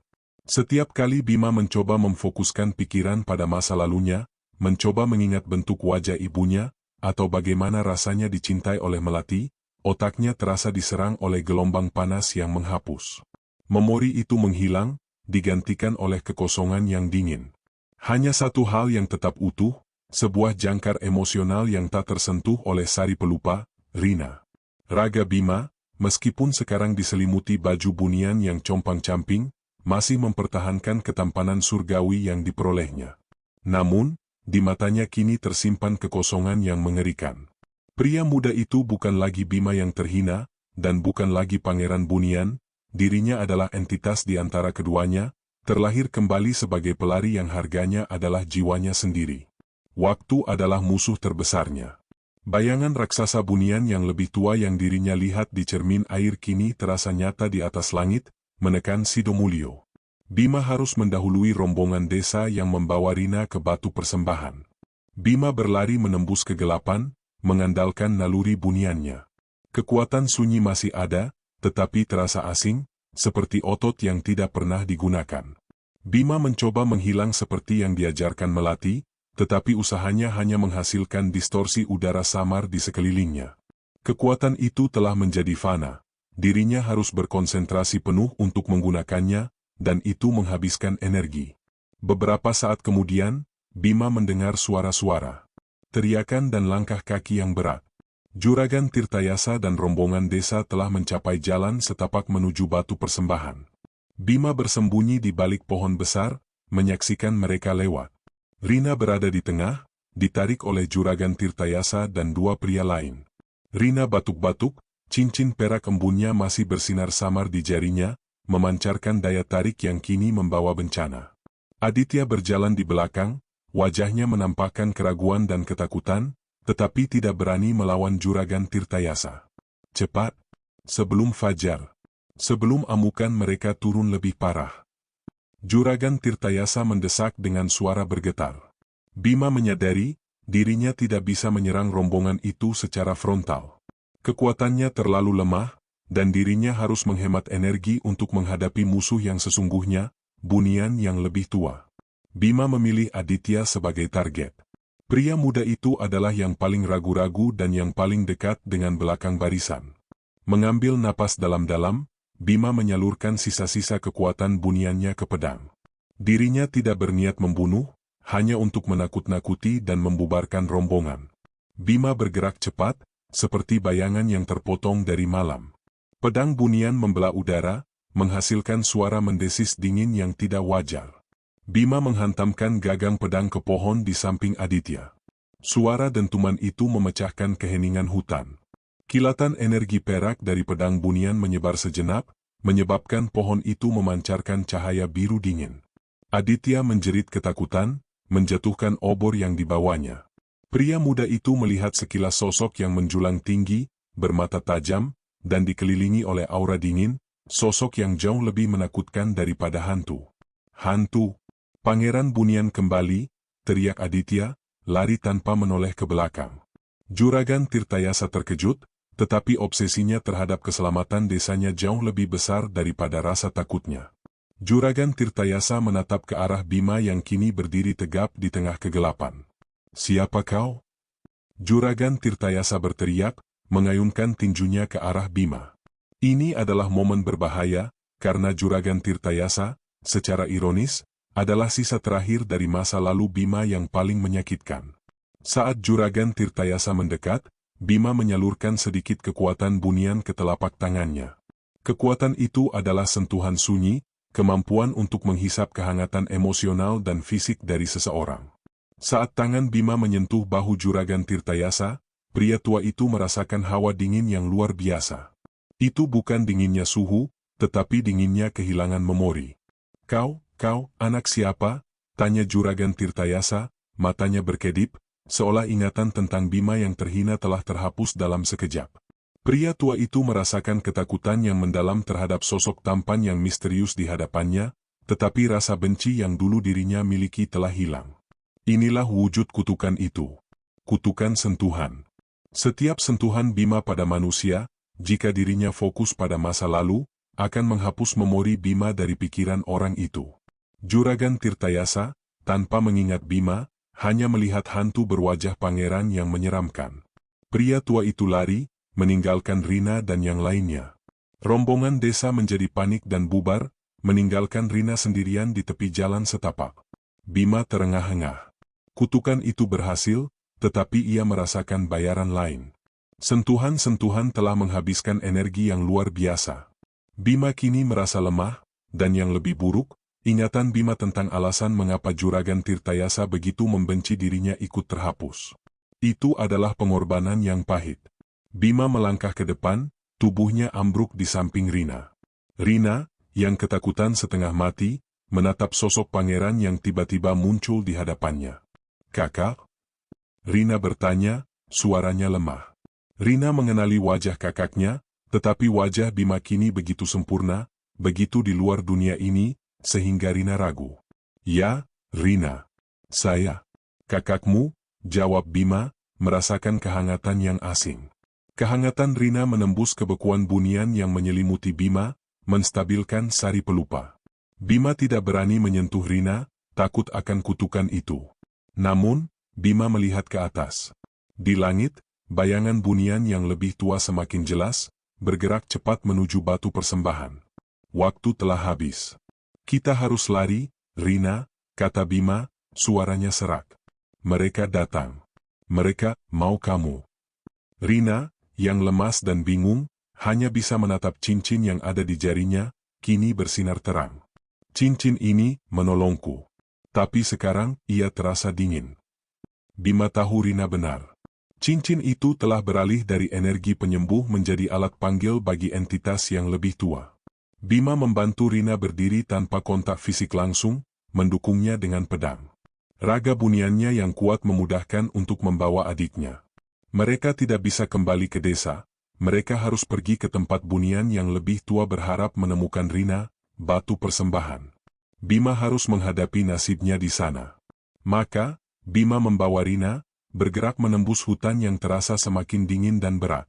Bima, sang pangeran bunian yang terbuang, kini kembali ke dunia yang dulu dirinya tinggalkan, bukan sebagai pembalas dendam, melainkan sebagai pelindung, membawa satu-satunya barang berharganya menuju konfrontasi terakhir. Perjalanan menuju batu persembahan terasa seperti bergerak menembus gletser.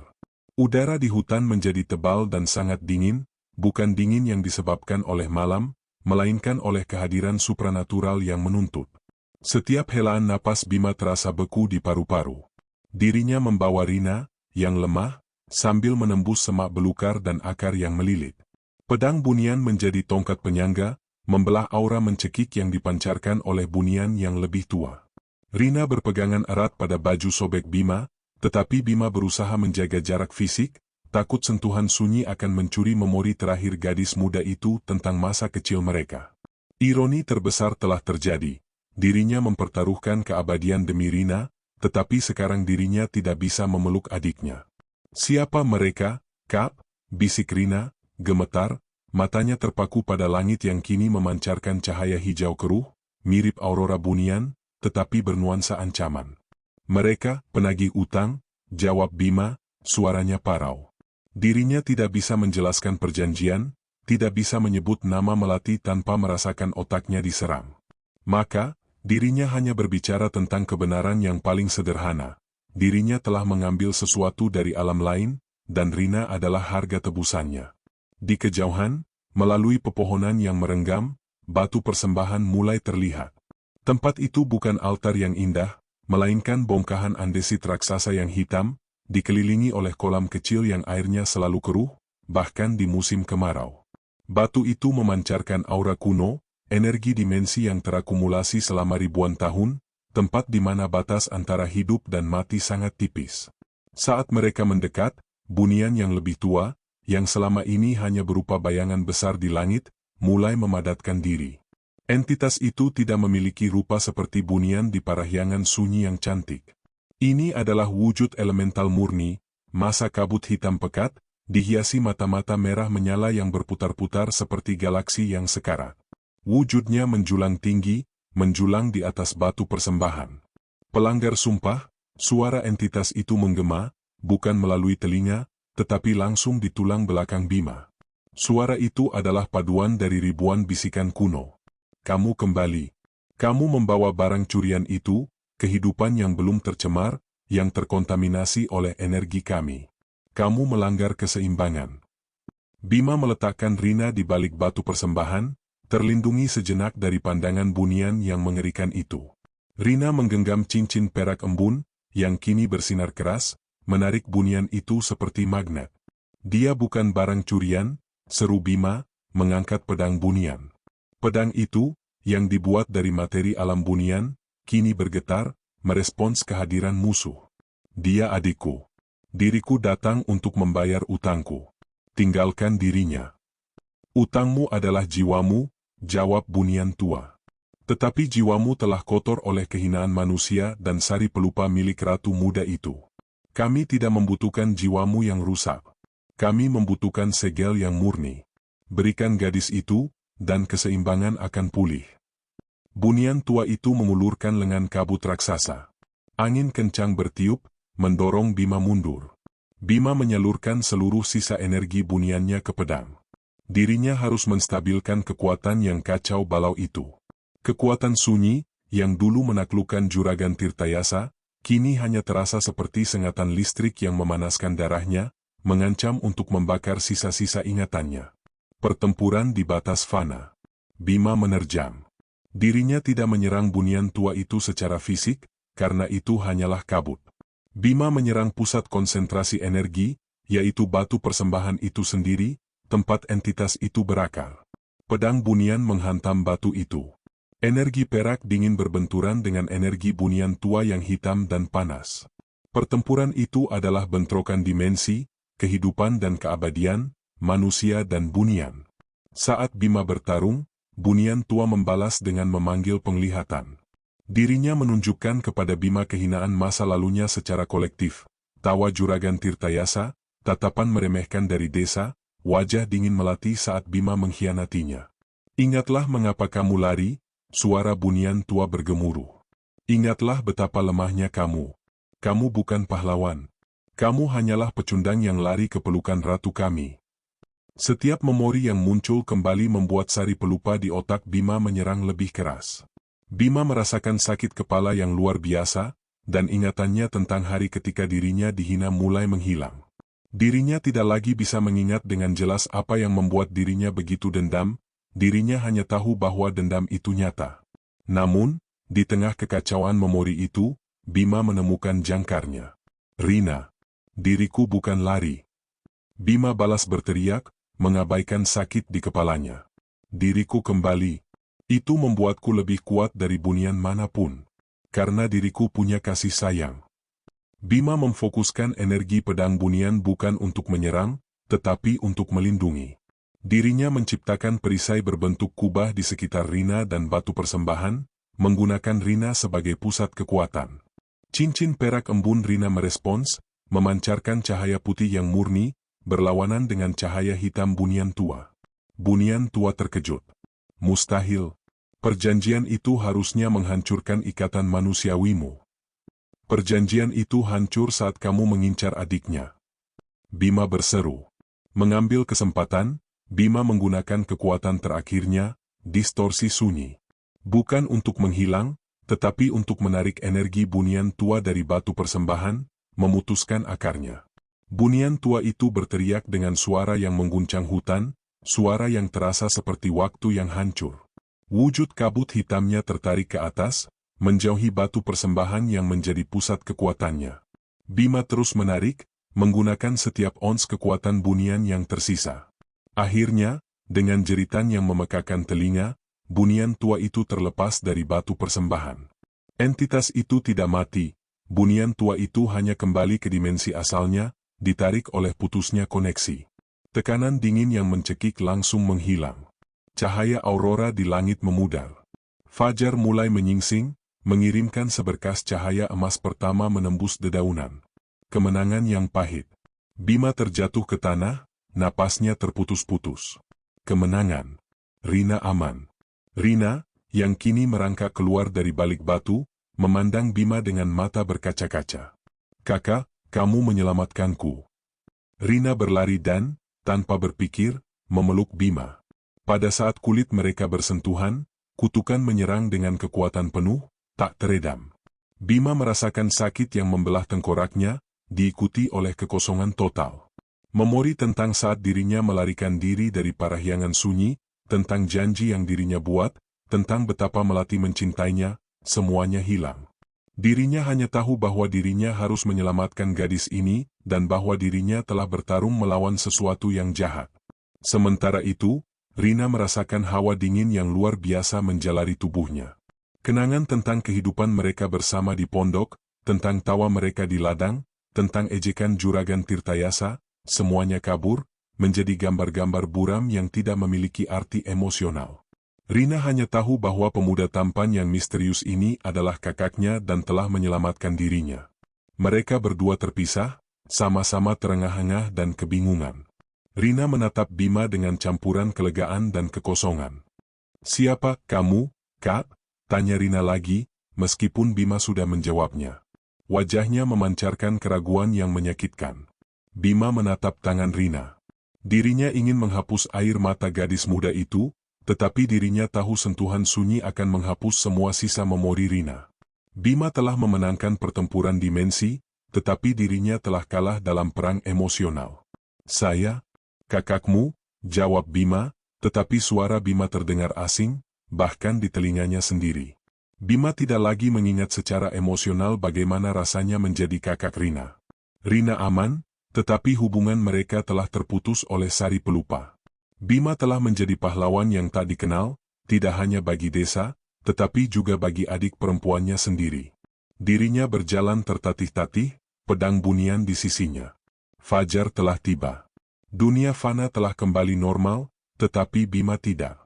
Dirinya tidak bisa kembali ke desa, tidak bisa hidup di pondok dengan Rina. Dirinya adalah bahaya yang berjalan bagi setiap orang yang dirinya cintai. Bima telah mendapatkan kembali kebebasannya, tetapi dirinya menyadari bahwa kebebasan Bima hanya dapat diekspresikan melalui kesendirian abadi. Dirinya meninggalkan Rina, yang kini hanya bisa menatap sosoknya dengan kebingungan. Rina tidak menangis.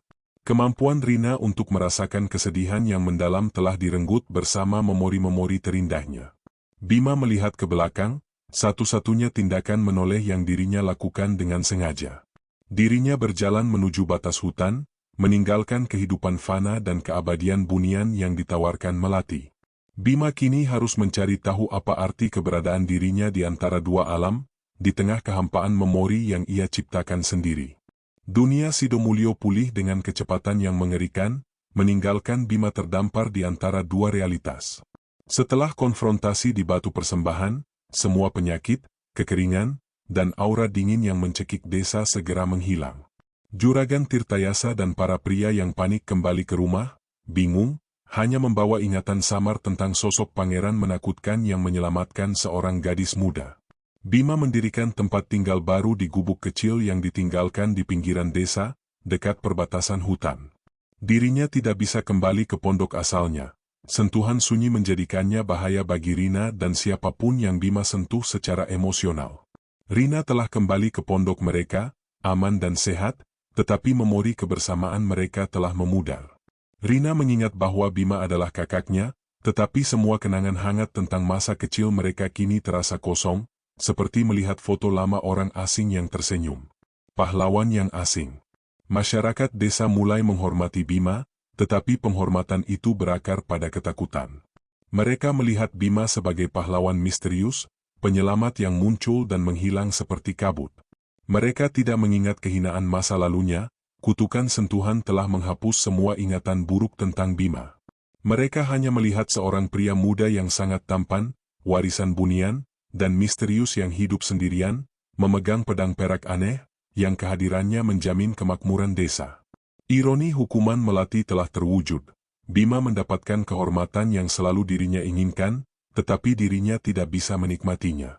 Suatu sore, Rina datang mengunjungi gubuk Bima, membawa makanan. Rina tampak sehat, tetapi matanya memancarkan kesepian.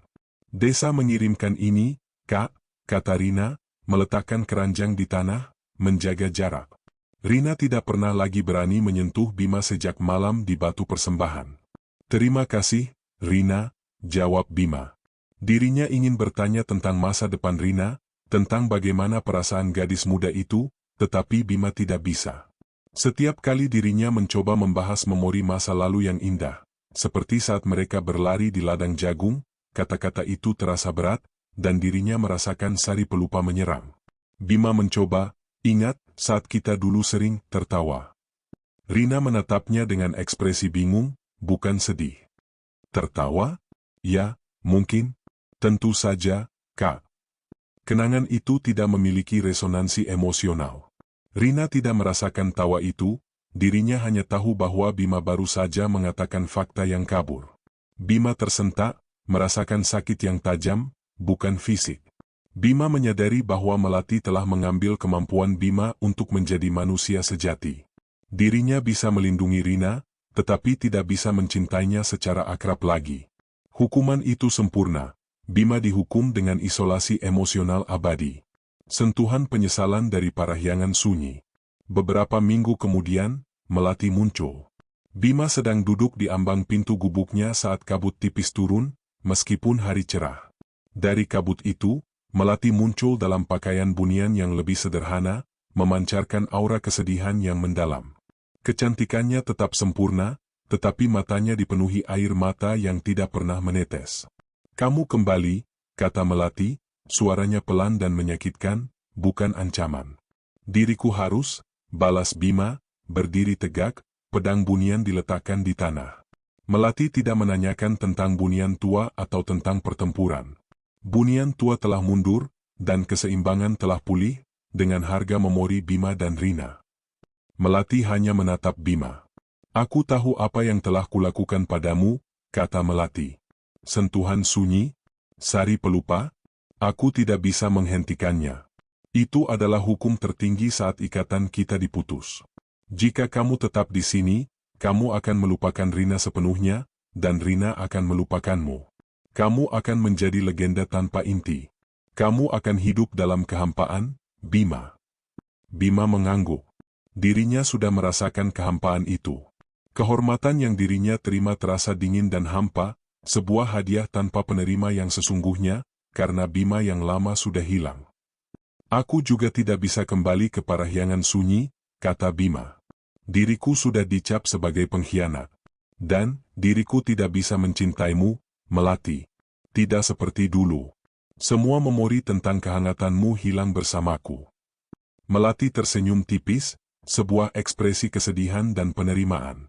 Itu adil. Aku menghukummu dengan kehilangan, dan aku menghukum diriku dengan kepergianmu. Melati menjelaskan bahwa ia tidak bisa membawa Bima kembali, tetapi ia bisa menawarkan Bima sebuah pilihan terakhir yang sesuai dengan status barunya. Bima harus menjadi penjaga batas. Kamu berada di antara dua dunia, tidak diterima di salah satunya, tetapi memiliki kekuatan dari keduanya, Melati menjelaskan. Jika kamu setuju menjadi penjaga batas, kamu akan memastikan tidak ada lagi bunian tua yang berani mengganggu dunia manusia, dan tidak ada manusia serakah yang mencoba memasuki Parahyangan Sunyi. Kamu akan hidup abadi di batas ini. Kamu akan tetap bisa melihat Rina dari jauh. Kehadiranmu akan menjadi perlindungan bagi Sidomulyo. Ini adalah tawaran abadi yang sunyi, jauh dari kemuliaan yang dirinya cari, tetapi menawarkan satu hal, tujuan. Tujuan yang Bima temukan dalam melindungi Rina dan desa, bukan membalas dendam pada mereka. Bima menatap pedang buniannya, lalu ke arah pondok Rina yang remang-remang. Rina aman, tetapi terputus.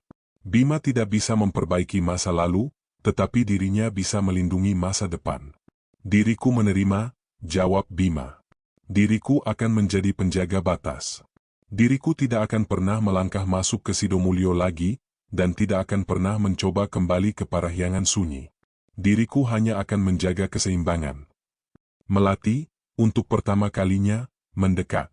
Wanita bunian itu berhenti sekitar 2 langkah dari Bima. Melati tahu dirinya tidak boleh menyentuh Bima lagi, karena itu hanya akan menghapus lebih banyak memori. Perpisahan yang adil, Bima. Semoga keabadianmu menemukan kedamaian dalam kesendirian, bisik Melati. Melati memudar ke dalam kabut, meninggalkan Bima. Bima berdiri di tempatnya, tidak bergerak. Bima telah membuang 2 kehidupan, yang terhina dan yang mulia. Bima sekarang adalah entitas baru, penjaga yang abadi, diselubungi kehampaan emosional yang diciptakan oleh cintanya yang tak terputus pada seorang gadis muda.